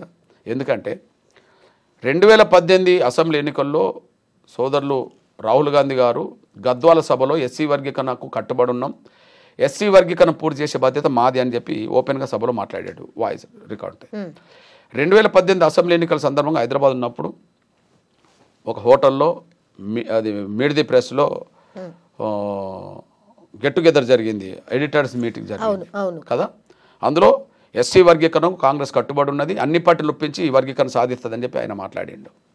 ఓకే, మల్లికార్జున ఖర్గే ఇప్పుడు ప్రజెంట్ దేశానికి కాంగ్రెస్ పార్టీ అధ్యక్షుడు. చేవెళ్ళ ఎస్సీ డిక్లరేషన్ చేసింది వర్గీకరణ చేస్తామని అందులో ఉన్నది. ఓకే, ముఖ్యమంత్రి మొదటి నుంచి వర్గీకరణకు అనుకూలం. ఇవన్నీ ఉన్నాయి. మరి కాంగ్రెస్ పార్టీ ఇంత స్టాండ్ వర్గీకరణకు అనుకూలమే కాదు, అసలు ఈ దేశంలో ఎస్సీ వర్గీకరణ చేసిన మొదటి పార్టీ కాంగ్రెసే. 94లో ఎంఆర్పిఎస్ వచ్చింది, కానీ 1975లోనే ఎస్సీ వర్గీకరణ కాంగ్రెస్ ప్రభుత్వం జైల్ సింగ్ గారు ముఖ్యమంత్రి ఉన్నప్పుడు పంజాబ్లో చేశారు. అంటే ఎస్సీ వర్గీకరణకు శ్రీకారం చుట్టిందే కాంగ్రెస్ ప్రభుత్వం, అయితే అక్కడ పంజాబ్లో. మరి ఇప్పుడు ఎస్సీ వర్గీకరణకు వ్యతిరేకమని చెప్పి రోడ్ల మీద మాట్లాడుతున్న వాళ్ళ పట్ల కాంగ్రెస్ అధిష్టానం ముఖ్యమంత్రి నిర్ణయాలు తీసుకోవాల్సిన అవసరం ఉన్నదా లేదా? ఉన్నది. వాళ్ళు ముందుకు రావాలని కోరుతున్నారు. మీరు రిప్రజెంటేషన్ ఏమైనా ఇవ్వబోతున్నారా సార్? ఇదేంటిది ఇట్లా సభలు పెడుతుంటే మీరు ఊకోవడం ఏంది, అంతా అయిపోయిన తర్వాత మళ్ళీ ఇది ఏంది అని? ఖచ్చితంగా తల్లి, ముఖ్యమంత్రి గారిని ఓపెన్గానైతే కోరుతున్నాం. చూస్తారు కదా, media, electronic media, print media and social media, అదే సమయంలో ఇంటెలిజెన్స్ రిపోర్ట్ కూడా వెళ్ళిపోతుంది కదా. మా మంత్రి ముందు, దామోదర రాజు ముందు, అదే సమయం ఎమ్మెల్యేల ముందు మేము చెప్తున్నాం, మాకు వెంటనే అపాయింట్మెంట్ ఇవ్వకపోయినా మీకు ఎప్పటికప్పుడు మీరు ముఖ్యమంత్రి దగ్గర ఉంటారు కాబట్టి, ఇప్పుడు వర్గీకరణ సపోర్ట్ చేస్తూ వర్గీకరణ చేస్తామన్నా అదే పార్టీలో మేము వర్గీకరణ జరగనియమంటున్నప్పుడు అది న్యాయం కాదు, అది తప్పకుండా చర్యలు తీసుకోండి అని చెప్పి మీరు కోరండి అని చెప్పి మా వాళ్ళతో కూడా మాట్లాడుతున్నాం. వ్యక్తిగతంగా మీ మీద చాలా ఆరోపణలు కూడా చేశారు సార్.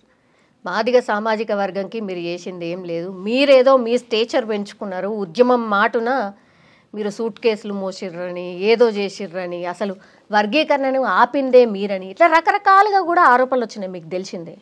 తల్లి విషయం ఏంటంటే ఏ నాయకత్వం బలంగా రాజీ లేకుండా ఉద్యమం చేస్తుందో ఆ నాయకత్వం మీద ఆధారం లేని ఆరోపణలు నిందలు మోపడం ఎవరైనా చేయవచ్చు, పెద్ద సమస్య ఉన్నది. ఈ 30 ఏళ్ళలో ఎన్నో ఆరోపణలు ఎన్నో నిందలు మా మీద రావచ్చు. ఎవరైనా నిరూపించిన చరిత్ర వరకు ఉన్నదమ్మా? లేదు, భవిష్యత్తులో కూడా ఉండదు. ఎందుకంటే మేము విలువలతో కూడిన వ్యక్తిత్వాన్ని కాపాడుకుంటూ ముందుకు నడిపి ఈ లక్ష్యానికి దశకు మేము వచ్చేసాం. ఇక మేము అంటున్నాం, మీరు అన్నారు మాదిగలకి ఏం చేసిండ్రు అని చెప్పి. మాదిగలకే కాదు, సమాజాన్ని కూడా చేశాం, అందులో మాలాలు కూడా చేశాం. ఇప్పుడు వేదికను ఎక్కారు కదా తల్లి, చాలామంది వేదికను ఎక్కారు కదా. ఓకే, వ్యక్తిగతంగా నన్ను దూషించవచ్చు, తిట్టవచ్చు, ఏదైనా చేయవచ్చు. కానీ నేను మాలలకు చేసినంత న్యాయం వాళ్ళు చేయలేదు కదా తల్లి. ఇప్పుడు ఎవరైతే వేదికకు నాయకత్వం వహించారో వాళ్ళతో సహా చెప్తున్నా, ఎగ్జాంపుల్ చెప్తున్నా. నేను 40 ఏళ్ళ క్రితం జైలుకి వెళ్ళాను తల్లి. మా ఊరు వరంగల్ జిల్లా అంటర్ రోడ్ శాంపేట. మా యొక్క 200-300 ఇండ్లు ఉంటాయి. మా మాలపల్లె 7-8-10 ఇండ్లు ఉంటాయి. అక్కడ ఒక అత్యాచార యత్నం ఘటన జరిగింది. మేము తట్టుకోలేక తిప్పికొట్టాం. తిప్పికొడితే మమ్మల్ని తిప్పికొడతారా అని చెప్పి ఆధిపత్య వర్గం మా మీద దాడులు చేసే ప్రయత్నం చేసింది. మేము తిరిగి దాడులు చేసే ప్రయత్నం మేము చేసాం చిన్న వయసులో. మీరు చెప్పండి, ఆ దాడులు ప్రతిఘటన దాడుల్లో మా మీద కేసులు పడ్డాయి. ఒకరు తర్వాత చనిపోయారు. మేము జైలుకి వెళ్ళాం. ఎప్పుడు తల్లి స్టోరీ? 83, అంటే 41 సంవత్సరాల క్రితం. అంటే మేము చదువుకోవడానికి ముందుకెళ్తున్న దశలో మేము చదువుకోలేకపోయాము. ఇక జైలుకి వెళ్ళాం. ఒక మాల కొమరయ్య అనే ఒక అతన్ని దారుణంగా కొట్టారు అదే సమయంలో. అంటే వాళ్ళ చెల్లె మీద అత్యాచారత్వం జరుగుతుంటే అడ్డుకున్నందుకు ఆయనను కొడితే, ఫిట్స్ వచ్చిన మనిషి ఎట్లయితే కొట్టుకుంటారో అట్లా కొట్టుకుంటున్న సమయంలో ఆయనను ప్రొటెక్ట్ చేయడం కోసం హాస్పిటల్కి మేము తీసుకెళ్తే, మేము కొట్టేస్తే మీరు హాస్పిటల్కి తీసుకొస్తారా అని చెప్పి మా మీద దాడి చేస్తే, తిరిగి మా ఆత్మగౌరవాన్ని పరిరక్షించుకోవడానికి మేము ఎదురు దాడి చేయాల్సి వచ్చింది. గొడవలు. అంటే మేము మాలల కోసమే జైలుకి వెళ్ళాం తల్లి. మరి ఎవరు జైలుకి వెళ్ళారు మాలల కోసం? నంబర్ 1. కారంచేడు ఘటన తర్వాత అతిపెద్ద ఘటన చుండూరమ్మ. ఎక్కువ మంది చనిపోయింది. 8 మంది అయితే 7 చనిపోయింది మాలలమ్మ. ఇప్పుడు వేదిక మీద మాట్లాడిన వాళ్ళకి అసలు చుండూరు అన్న తెలుసా అమ్మ? నేను చుండూరులో 6 నెలలు పడుకున్నానమ్మా, మాలపల్లెలో. ఓకే అమ్మా, ప్రకాశం జిల్లా చీమకుర్తిలో 3 ఏషమ్మ, రాములమ్మ, అంజమ్మ అని 3 మహిళలు, మాల మహిళలే, సోదరి మనలే అత్యాచారం కూడా చంపబడ్డారమ్మా. నేను అక్కడ 9 నెలలు మాలపల్లెలో పడుకున్నానమ్మా. ఇదంతా ఎంఆర్పిఎస్ రాకముందు తల్లి. వాళ్ళకి అసలు చీమకుర్తి అన్న తెలుసా అమ్మ? కందుకూరులో బృందావనే మాలపల్లి ఉన్నదమ్మా. దాని మీద దాడి చేసి ఒకరిని చంపారమ్మా. అక్కడ నేను పోయి కాపల దాడిగా 6 నెలలు పడుకున్నానమ్మా. వీళ్ళకి ఏమన్నా తెలుసా అమ్మా? అసలు మాలలకి వీళ్ళు ఏమన్నా చేశారా? పక్కకు పెట్టమ్మా. మీరు ఒకసారి గుర్తు చేస్తున్నామ్మా, మన సుద్దాలదేవయ్య వేదిక ఎక్కాడు కదా తల్లి. ఆయన ఏమన్నాడు? చంద్రబాబు నాయుడు నేను వర్గీకరణను అడ్డు తగిలితే నన్ను మంత్రివర్గం తొలగించడానికి. మంత్రివర్గం నుంచి అందుకోసం తొలగించలేమా? ఆ రోజు ఒక మర్డర్ కేసులో ఆయన ఇరుక్కున్నట్టుగా పేపర్లకు వస్తే ఆయన బర్తరఫ్ చేసిండమ్మా. దాన్ని కూడా నేను తప్పుపట్టానమ్మా. అసలు కేసు నమోదు కాకముందు ఎట్లా తొలగిస్తామని చెప్పి నేను తప్పుపట్టానమ్మా. ఆయన పక్షాన్ని నిలబడ్డానమ్మా. ఆయనకు కూడా తెలుసు. శంకర్రావు ఎవరు బావమ్మా? వ్యక్తిగతంగా మా బావ కాదు, ఆ మీటింగ్ పెట్టిన ఆయన బావే అమ్మా. మరి మంత్రి ఉన్న హోదాలోనే, మంత్రిగా ఉన్నప్పుడే ఎల్బీ నగర్లో అప్పుడు సబితాయింద్రెడ్డి గారి కొడుకు వాళ్ళ మనుషులు దారుణంగా కొట్టారు కదమ్మా. ఆయనను పరిగెత్తించి కొడితే ఆయన పక్కన నిలబడి ఆయన ఆత్మగౌరవాన్ని కాపాడే విధంగా, దళితుల అస్తిత్వాన్ని నిలబెట్టే విధంగా ఆయన కండగా నిలబడ్డది ఎవరమ్మా? సొంత భావకు అవమానం జరిగినప్పుడు, అన్యాయం జరిగినప్పుడు, దాడి జరిగినప్పుడు వీళ్ళు ఎక్కడున్నారమ్మా? లేరు కదా తల్లి. ఓకే, గీతారెడ్డి ఎవరమ్మా? మా మాల సమత్కరంగా మా సోదరే. తెలంగాణ ఉద్యమం జరుగుతున్న పీక్ స్టేజ్లో కోదండరామ్ గారు ఒక మాట అన్నాడు, జైరాబాద్ వెళ్ళి, గీతమ్మకు కర్రగాచి వాత వెళ్తేనే తెలంగాణ వస్తుంది అన్నాడు. సబితాయింద్రెడ్డి గారి నియోజకవర్గానికి వెళ్ళిండమ్మా, ఆ మాట అనలే. డికే అరుణ గారి మీటింగ్కి వెళ్ళి, అది గద్వాలకి వెళ్ళిండమ్మా, ఆ మాట అనలే. సునీతా లక్ష్మీరెడ్డి ఉండదమ్మా అప్పుడు మంత్రి, నర్సపూర్ వెళ్ళిండమ్మా, ఆ మాట అనలే. కానీ జహీరాబాద్ వెళ్ళినప్పుడు వీళ్ళు 4 మహిళలమ్మా అప్పుడు మంత్రివర్గం. ఆ 3 దగ్గరికి వెళ్ళినప్పుడు ఆ మాట అనలేదు. కానీ గీతారెడ్డి దగ్గరికి వెళ్ళినప్పుడు ఆ మాట అన్నాడమ్మా. మేము దళితులు ఇరుచుకోబడ్డామమ్మా, ఆ ఇంటి మీద ధర్నా చేశామమ్మా, క్షమాపణ చెప్పించామమ్మా. ఆమె మాలేనమ్మా.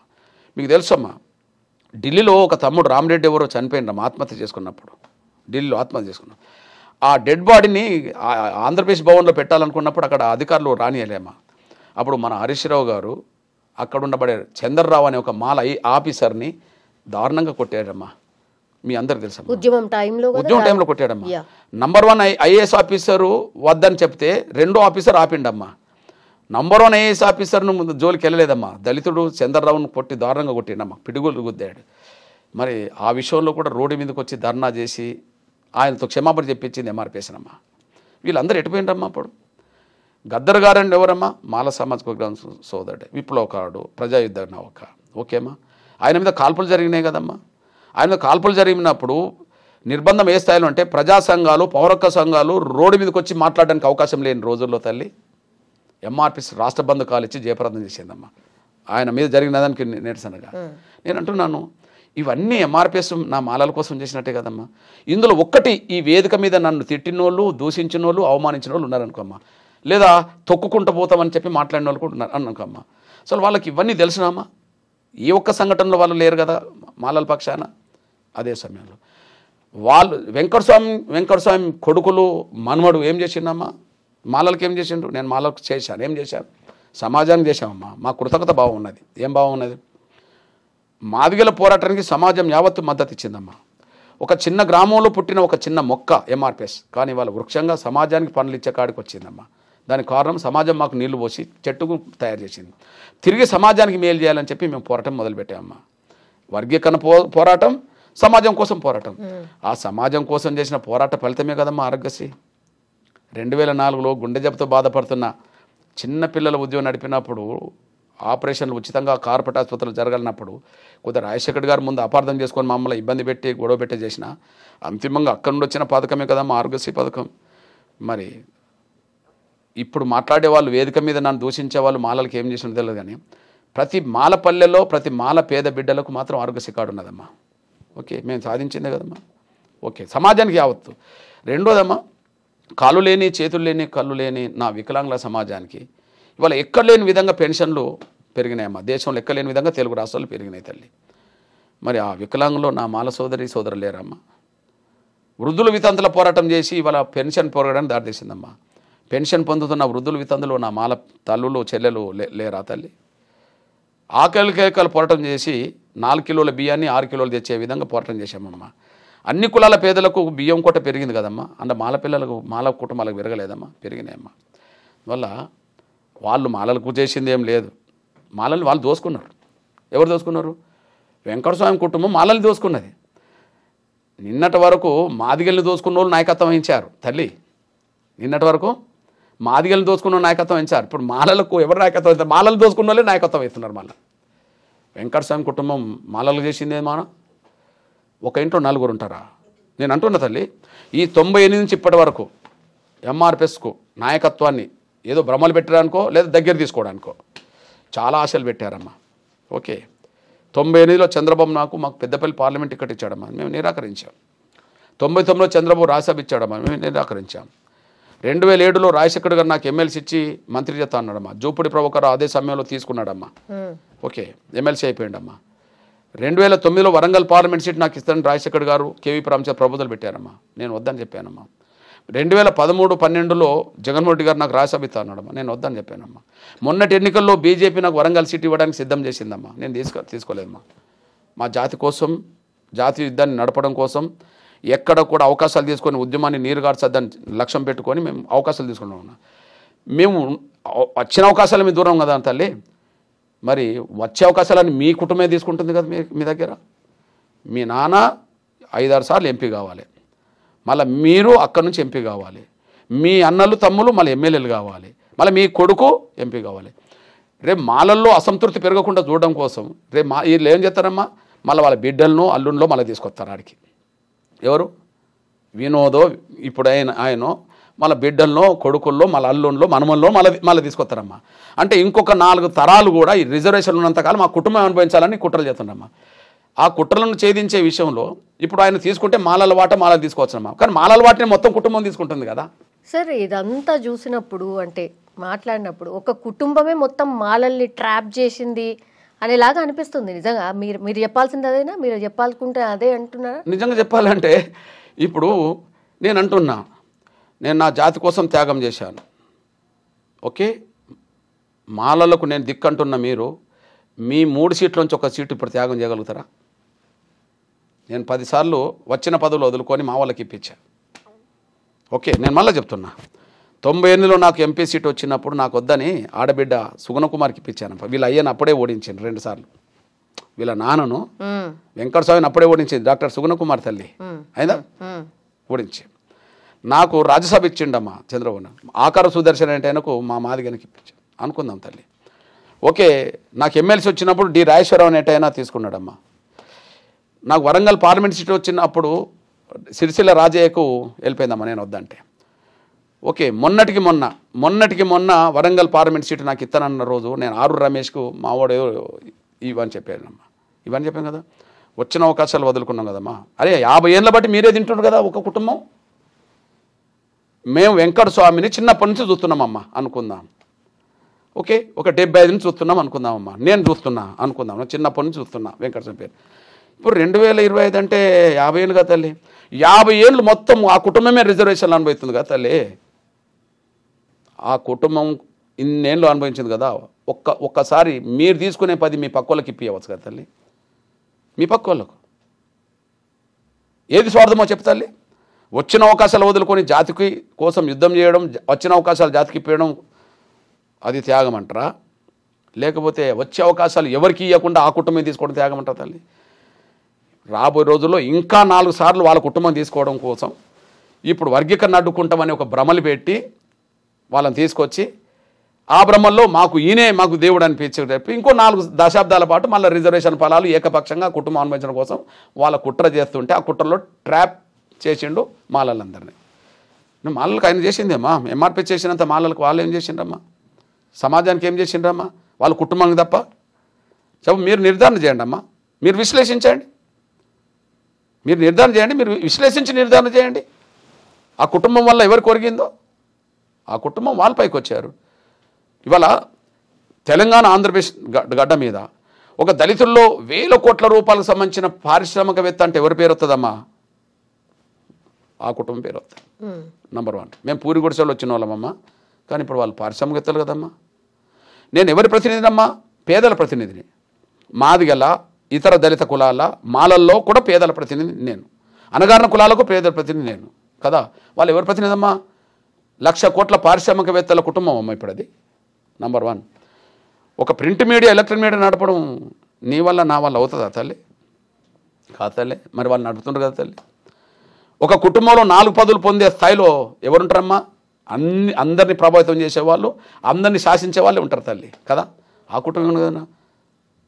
అది మమ్మల్నే కాదు, ఇప్పుడు మాలల్ని దోసుకుంటుంది. నిజంగా ఒక విషయం చెప్పనా తల్లి, వాళ్ళ పలుకుబడి మీకు గుర్తు చేస్తున్నాను. ఇప్పుడు సోదరుడు ఈ అద్దంకి దయాకర్ ఉన్నాడు అనుకో తల్లి, ఉన్నాడా లేదా మన తల్లి? ఆయనకు వచ్చే అవకాశం వీళ్ళ వల్లనే జారిపోయింది తల్లి. ఏ మాట కుటుంబం వల్లనే ఈయన అవకాశం జారిపోయింది. సాక్ష్యం చెప్తా తల్లి. ఇప్పుడు మేము మాలలము అని వస్తుండు కదా. ఇప్పుడు చింపుకొని మొత్తం బట్టలంతా చింపుకొని మేము మాలను వస్తుండు కదా. అంతో ఇంతో మాల మహానాడు అంటే తెలంగాణ గడ్డ మీద అద్దంకి దయాకరే కదమ్మా. వాస్తవమా కదా?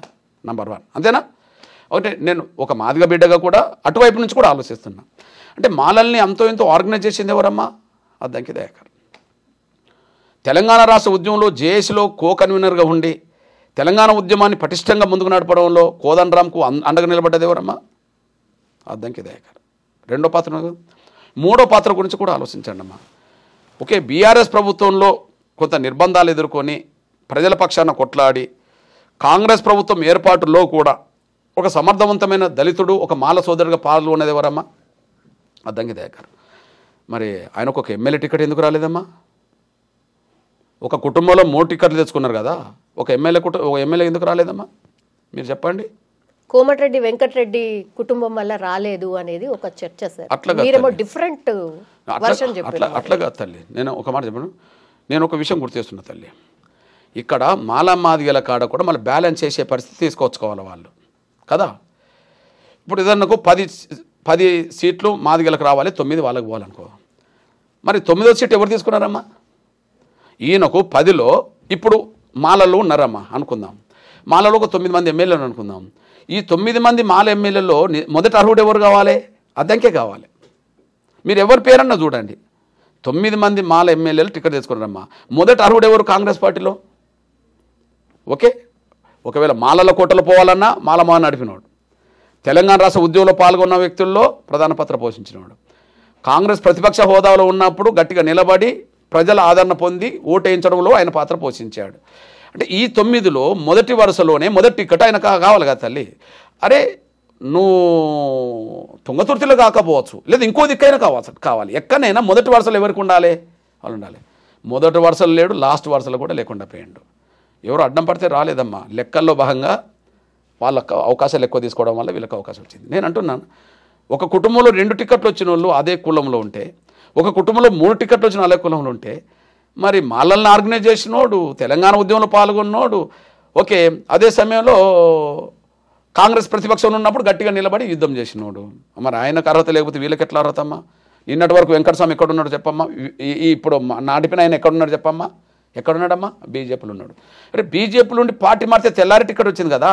మరి 2 దశాబ్దాలకు పైగా ఉద్యమం పేరుతో ఉన్నోడు, తెలంగాణ ఉద్యమంలో ఉన్నోడు, పార్టీని బతికించే ప్రయత్నం చేసినోడికి టికెట్ రాకపోవడానికి కారణం చెప్పమ్మా? నిన్నటి వరకు ఏ పార్టీలో ఉన్నాడమ్మా? లేడు కదా. గతంలో బీఆర్ఎస్, తర్వాత బీజేపీ, ఇప్పుడు కాంగ్రెస్, అంతే కదా.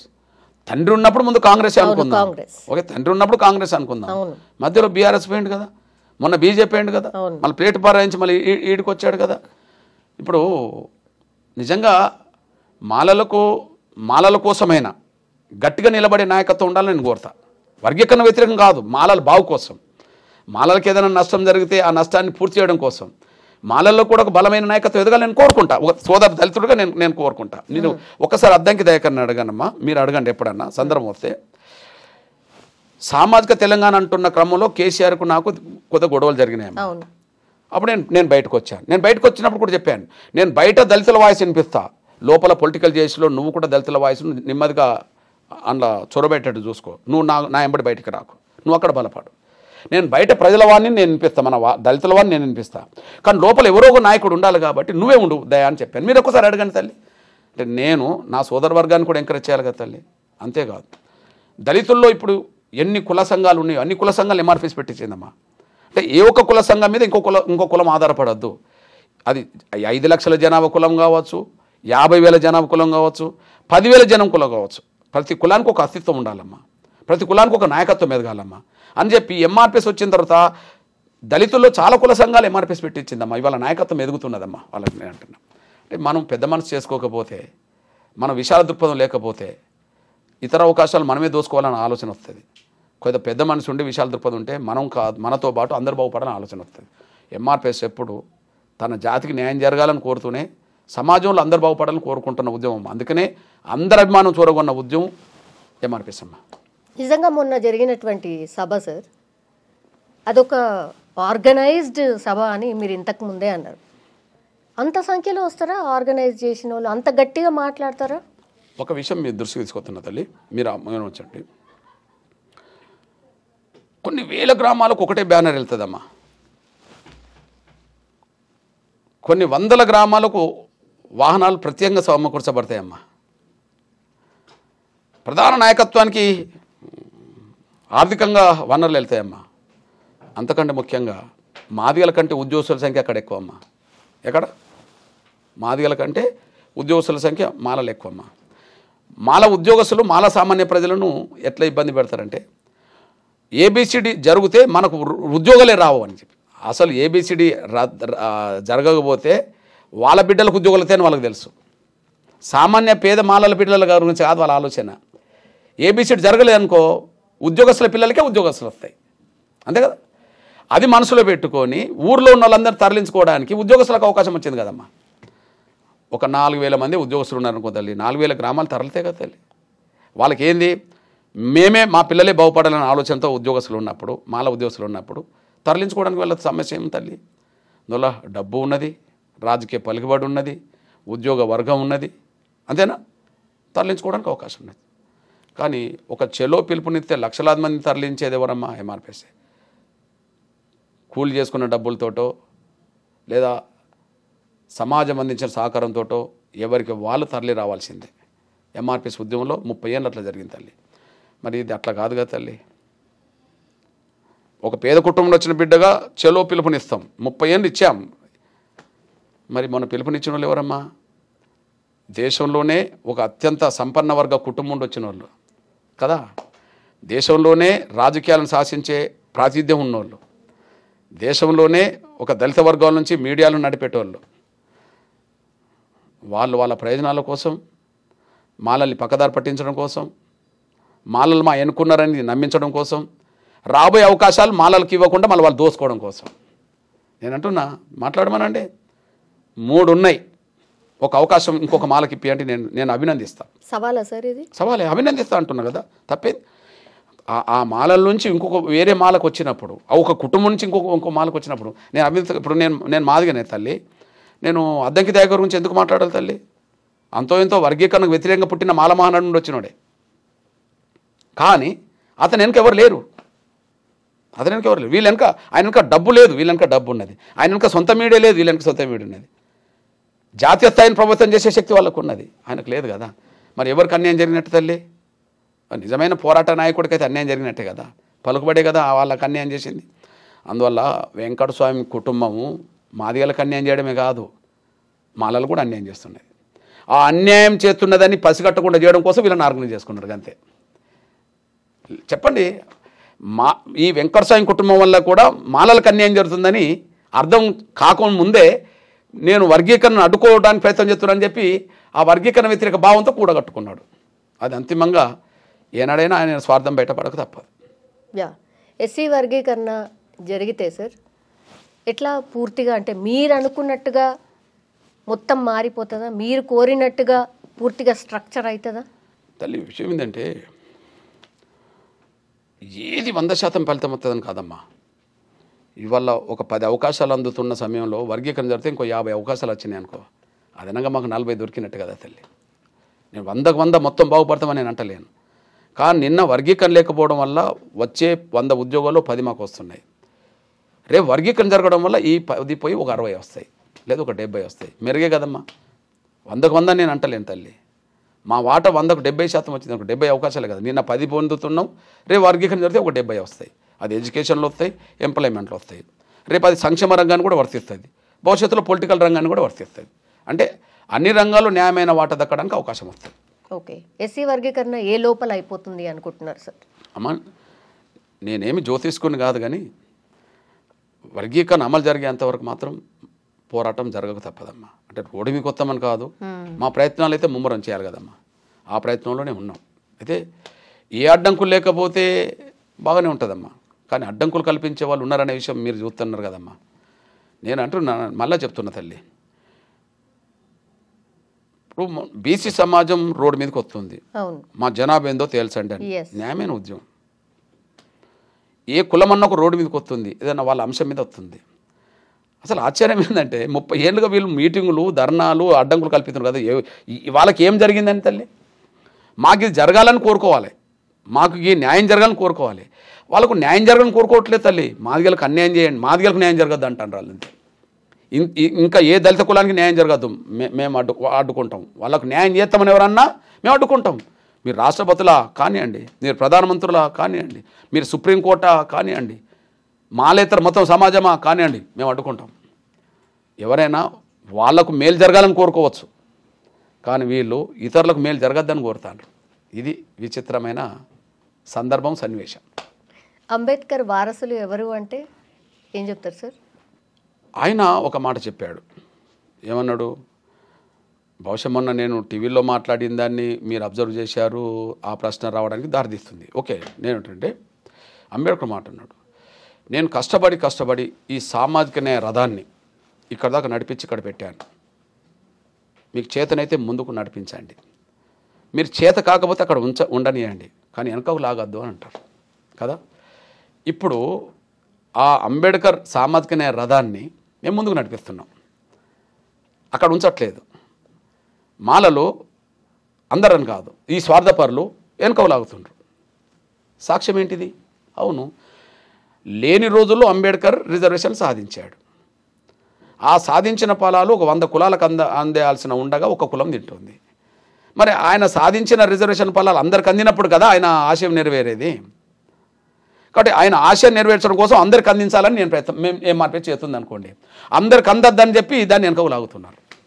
అంటే అంబేద్కర్కు నిజమైన వారసులు ఎవరంటే ఆయన రథాన్ని ముందుకు నడిపించేటోళ్ళు, ఆయన ఆశయాన్ని ముందుకు నడిపించేటోళ్ళు నిజమైన వారసులు.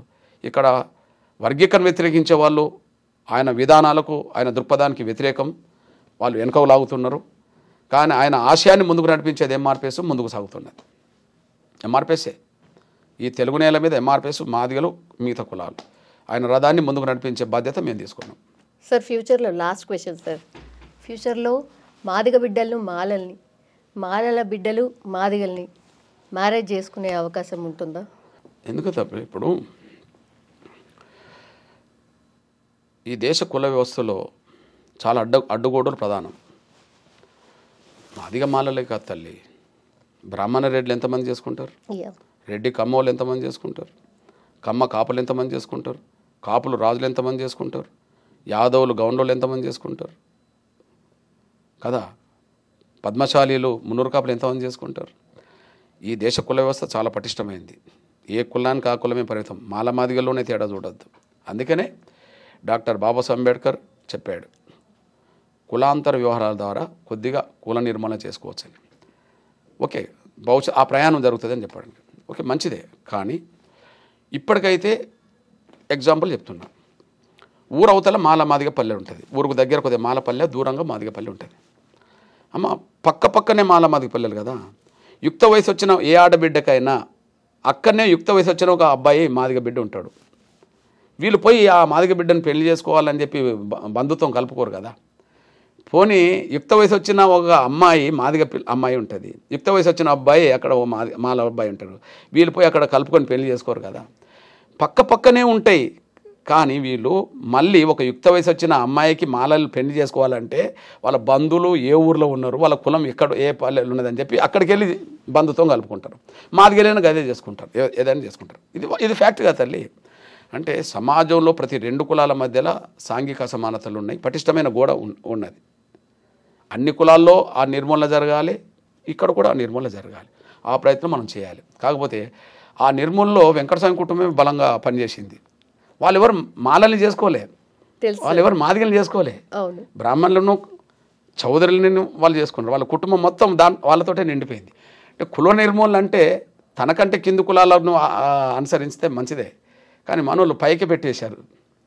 సరే ఏదైతే కుల నిర్మూలనకు ఉపయోగపడుతుంది. బహుశా వాళ్ళ ఇంట్లో అందరూ నాకు తెలిసి వాళ్ళ ఇంట్లో ఏ మాల లేరు. వాళ్ళ అబ్బాయిలు పెళ్లి చేసుకున్నా మాలలు చేసుకోలే, వాళ్ళ అమ్మాయిలు ఎవరికన్నా ఇచ్చినా మాలలకి ఇవ్వాలి. అది మాల నాయకత్వం. ఇప్పుడు మాలలను ఉద్ధరిస్తామన్న నాయకత్వం వాళ్ళు ఎవరు మాలలు చేసుకున్న వాళ్ళు అయితే కాదు. ఎస్ సార్, లాస్ట్లీ ఏం చెప్పదలుచుకున్నారు సార్? ఓకే, ఏంటంటే మా సోదర వర్గానికి నేను అప్పీల్ చేస్తున్నా, ఎస్సీ వర్గీకరణను మనం ఆమోదించుకోవడం ద్వారా త్వరగా ఈ సమస్యను మనం పరిష్కరించుకొని అమలు చేయించుకుంటే మిగిలిన చాలా విషయాలు ఉమ్మడిగా దళితుల కోసం మాట్లాడాల్సిన విషయాలు ఉన్నాయి. దళితుల సంఘం సమస్యల మీద, పేద వర్గాల సమస్యల మీద పోరాటం చేయాల్సిన అవసరాలు కూడా ఉన్నాయి. ప్రభుత్వాలు నొప్పించి మళ్ళీ మనం న్యాయం సాధించుకోవాల్సిన అవసరం ఉన్నది. 30 ఏళ్ళు దీని మీద ఉన్నాం. సమయం దొరికినప్పుడు సమాజం కోసం చేశాం. వాళ్ళు 30 ఏళ్ళు అడ్డుకోవడం మీద ఉన్నారు. వాళ్ళు ఇంకా వేరే పనే లేదు వాళ్ళకు. ఎవరికి వర్గీకరణ అడ్డుకోవడమే మొదటి పని, చివరి పని. కానీ ఎంఆర్పిఎస్కు వర్గీకరణ సాధించుకోవడం పనే, సమాజం కోసం కూడా చేయడం పని. ఈ రెండు చేసుకుంటూ వచ్చింది. అందుకనే ఇదని. కానీ రేపు నేను అంటున్నా, ఈ సమస్యను త్వరగా అంగీకరించి సోదరత్వంతో కలిసి రాగలిగితే నేను అందరితో కలిసి పనిచేస్తాను. నేను అంటున్నాను, ఉమ్మడి సమస్యల మీద పోరాటం చేయడానికి ముందుకు వస్తే, వర్గీకరణ సమస్యను ఆమోదించి ముందుకు వస్తే నేను వాళ్ళ నాయకత్వంలో కూడా పనిచేస్తాను, కార్యకర్తగా పనిచేస్తాను. ఎగ్జాంపుల్ తల్లి, ఇప్పుడు డాక్టర్ బాబాసాహెబ్ అంబేద్కర్ కేంద్ర న్యాయశాఖ మంత్రి. ఇప్పుడు రిజర్వేషన్లు సాధించిన మహనీయుడి పేరంటే ఆయన పేరు వస్తుంది కదా. కానీ ఆయన నిర్వర్తించిన శాఖ న్యాయశాఖ అయితే న్యాయశాఖలోనే రిజర్వేషన్ లేవు తల్లి. ఓకే, పెండింగ్లు ఉన్నది కదా అప్పటి నుంచి. అంటే ఆయనను కూడా అన్ని సాధించనివ్వలేదని సాక్ష్యం తల్లిది. ఆయన అన్ని సాధించి నా దళితులు బాగుపడాలని కోరుకున్న ఆ మహనీయుడే ఆయన సొంత శాఖలో, న్యాయశాఖలో రిజర్వేషన్ లేవు. మీరు చూడండి, కింద మున్సిపల్ కోర్టులో, జిల్లా కోర్టులో రిజర్వేషన్ ఉంటే ఎస్సీ ఎస్టీ పిల్లలు జడ్జిలుగా కనిపిస్తారు. హైకోర్టు, సుప్రీంకోర్టుకి వెళ్ళేటప్పటికి ఆ రిజర్వేషన్ లేవు. మరి కేంద్ర న్యాయశాఖ మంత్రి ఎవరంటే అంబేద్కరే. కారణాలు ఏమైనా లేవు. మరి అది పూర్తి చేసుకోవాల్సిన బాధ్యత, ఆ లోటును పూరించాల్సిన బాధ్యత మన తర మీద లేదా? ఓకే, పార్లమెంట్ అంటే లోక్సభ రాజ్యసభ తల్లి. మరి లోక్సభలో ఎస్సీలకు రిజర్వేషన్లు ఉన్నాయి, రాజ్యసభలో ఎందుకు లేవు తల్లి? లోక్సభలో ఉంటే ఇప్పుడు 3 ఎస్సీలకు ఉన్నాయి తల్లి, ఇక్కడ తెలంగాణలో ఉన్నాయా? 3 ఎస్సీలకు ఉన్నాయి, పెద్దపల్లి, నాగర్ కర్నూలు, వరంగల్. ఎస్టీలకు 2 ఉన్నాయి తల్లి, మహబూబాద్, ఆదిలాబాద్ 5.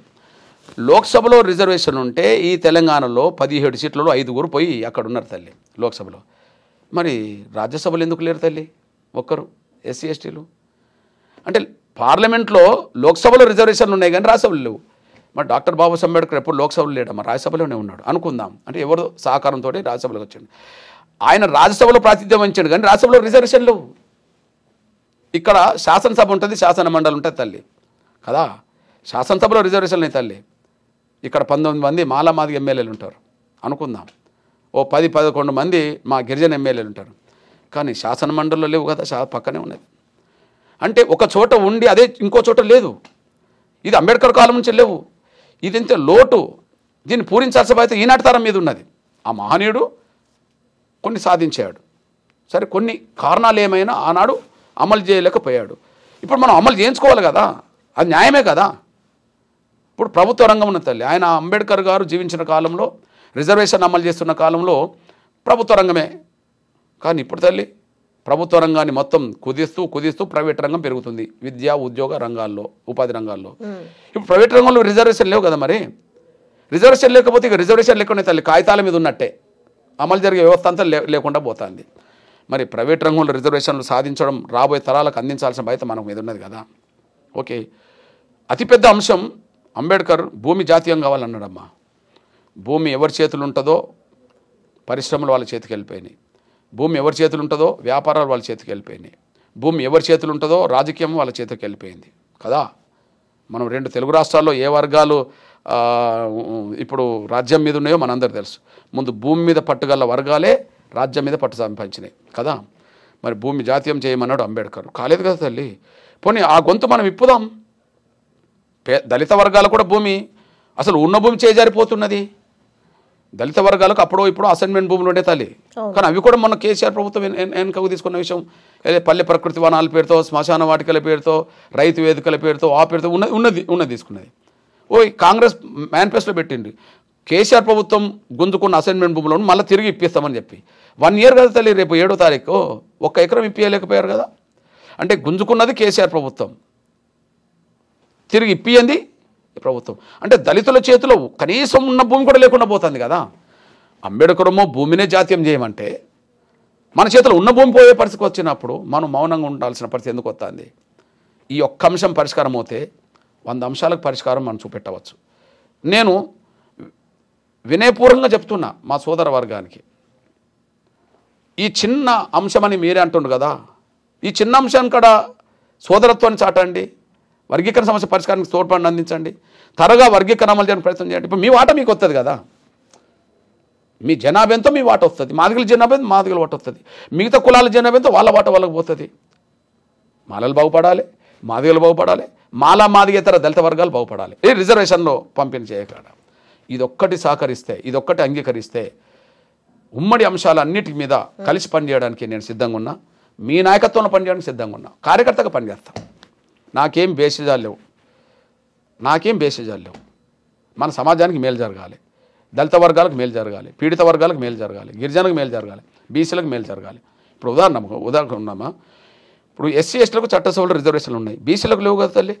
అవును, మన వర్గాలందరూ కలిసి వాళ్ళకర్త మాట్లాడాల్సిన అవసరం ఉంటుంది కదా. బీసీలకు చట్టసభలో రిజర్వేషన్ లేవు కదా. ఓకే, జనాభా 50% పైగా ఉన్నది బీసీలది. వాళ్ళ వాయిస్ పెంచుతున్నారు కదా సార్ ఈ మధ్య కాలంలో, మాట్లాడడం స్టార్ట్ చేస్తారు. నేనంటే ఒకరినొకరు తోడు ఉండాలి కదా తల్లి. నేనంటే దళిత గిరిజన వర్గాలు ఉమ్మడిగా ఐక్యమై బీసీలకు జరుగుతున్న అన్యాయాన్ని కూడా ప్రశ్నించే కాడ, వాళ్ళ కండకు నిలబడే కాడ ఉండాలి కదా అంటున్నాను నేను. అంటే ఈ భారతదేశంలో ఏ సామాజిక వర్గాలకు ఇప్పటికి అన్యాయం జరుగుతుందో, లేదా ఏ రంగంలో మన ఈ పేద వర్గాలకు అన్యాయం జరుగుతుందో వాటి అన్నిటిని అధ్యయనం చేసి లోతుగా పరిశీలించి కొన్ని అంశాలను ఎజెండాగా చేసుకొని ప్రభుత్వాల ముందు పెట్టి సమస్య పరిష్కారం కోసం ఉద్యోగం చేయవచ్చు కదా. అంతిమంగా ఈ వర్గాలకు మేలు జరగడానికి అవకాశం ఉన్నది కదా. కాబట్టి నేను అప్పీల్ చేస్తున్నా, మా సోదర వర్గానికి అప్పీల్ చేస్తున్నా, దోసుకునే మనస్తత్వం ఉన్నోళ్ళు కాదు, కొంత విశాల దృక్పథంతో ఆలోచించే నా మాల సామాజిక వర్గ సోదరులకు అప్పీల్ చేస్తున్నా. ఈ సమస్య పరిష్కరించుకుంటే ఉమ్మడి అంశాల మీద కలిసి పనిచేద్దాం. ఎగ్జాంపుల్ నేను ఒక 2 విషయాలు చెప్తాను తల్లి. ఎస్సీ వర్గీకరణ అమలు జరిగిన కాలంలో 2022లో ఎస్సీ ఎస్టీ ఉద్యోగస్తులకు ప్రమోషన్లో రిజర్వేషన్ కావాలని చెప్పి బషీర్బాగ్ ప్రాంతాన్ని 50,000 మంది ఉద్యోగస్తులతో దిగ్బంధం చేశామమ్మా. అప్పుడు టోటల్ మాదిగా గిరిజన ఉద్యోగస్తులందరూ వచ్చారమ్మా. అప్పుడు వర్గీకరణ అమలు జరుగుతున్న కాలంలో ఉమ్మడి అంశాల మీద దృష్టి పెట్టాం కదా. సింపుల్ విషయం. వర్గీకరణ లేకపోవడం వల్ల మళ్ళీ ఇది స్టార్ట్ అయింది అనుకో. వర్గీకరణ అమలు జరిగిన వెంటనే ఉమ్మడి అంశాలు దృష్టి పెట్టాం కదా. ఓకే, మొన్న ఎస్సీ ఎస్టీ అట్రాసిటీ యాక్ట్ రద్దు అయితే 2018లో తిరిగి నిలబెట్టడం కోసం దేశం మొత్తం ఏకం చేశామమ్మా. మాదిగా సంఘాలన్నిటి కలుపుకొని, గిరిజన సంఘాలన్నీ కలుపుకొని ఇప్పుడు మల్లికార్జున ఖర్గే గారిని వరంగల్ రప్పించామమ్మా సభకు. ప్రకాష్ అంబేద్కర్ అంటే అంబేద్కర్ మనమని వరంగల్ రప్పించామమ్మా. బాబు జగ్జీవన్ కూతురు మీరా కుమార్ని రప్పించామమ్మా. సిపిఐ డి రాజా గారిని రప్పించామమ్మా. ఢిల్లీకి వెళ్ళి ఏచూర్ గారిని, రాహుల్ గాంధీని రప్పించామమ్మా. అంటే మనం కలిసి ఉంటే ఉమ్మడి అంశాలు పరిష్కారం అవుతాయనికి ఒక సాక్ష్యం అమ్మా. పోనీ ఎంఆర్పిఎస్ సొసైటీ కోసం కూడా ఏ సమయం దొరికినా సొసైటీ గురించి ఆలోచిస్తామమ్మా. ఎందుకంటే మాకు శక్తినిచ్చింది సొసైటీ. అన్ని వర్గాల మద్దతుతోటే ఎంఆర్పిఎస్ నిలబడుతూ ఇంత దూరం వచ్చింది. తిరిగి సమాజానికి చేసే ప్రయత్నంలో ఎన్నో ఉద్యమాలు చేసి ఫలితాలు సాధించామమ్మా. నిజంగా గర్వకారణం ఏంటంటే ఈ దేశంలో ఎక్కర్లేని పోరాటాలు ఇక్కడ జరిగినాయమ్మా. తెలుగు నేల మీద సమాజం కోసం ఎక్కర్లేని ఫలితాలు, పథకాలు ఇక్కడ వచ్చినాయమ్మా. నీకు ఆరోగ్యశ్రీ పథకం ఏ రాష్ట్రంలో ఉండదమ్మా. నీకు వికలాంగుల పెన్షన్ ఈ స్థాయిలో ఏ రాష్ట్రంలో ఉండదమ్మా. ఓల్డేజ్ పెన్షన్, విడోస్ పెన్షన్, ఇతరత పెన్షన్ ఈ స్థాయిలో ఎక్కడ ఉండదమ్మా. తెల్లరేషన్ కార్డు ఇక్కడ 6 కిలోలమ్మా. దేశంలో ఎక్కడ 6 కిలోలు ఉన్నాయమ్మా. ఇవన్నీ పోరాట ఫలితాలమ్మా. ఎవరు చేసినంటే ఎంఆర్పిఎస్. ఎందుకు చేసింది? ఎంఆర్పిఎస్ బలపడడానికి సమాజం తోడున్నది. శక్తి ఎంఆర్పిఎస్కి ఎదిగినప్పుడు మళ్ళీ తిరిగి సమాజానికి మేలు జరగాలి. ఇట్లా చేసుకుంటూ వచ్చామ్మా. మీరు కొంత సోదరత్వాన్ని చాటే ప్రయత్నం నా సోదరవర్గం చేయగలిగితే, శత్రుత్వాన్ని పెంచుకోకుండా ఉండగలిగితే ఖచ్చితంగా ఉమ్మడి పోరాటాలు చేయడానికి మనం సిద్ధంగా ఉన్నాం. మీ నాయకత్వం చేయడానికి నేను సిద్ధంగా ఉన్నాను. కలిసి పనిచేద్దాం. లాస్ట్ వర్డ్, కలిసి పనిచేద్దాం. కలిసి పనిచేద్దాం. Yes, thank you sir. సమస్యకు సహకరిస్తే. థ్యాంక్ యూ తల్లి.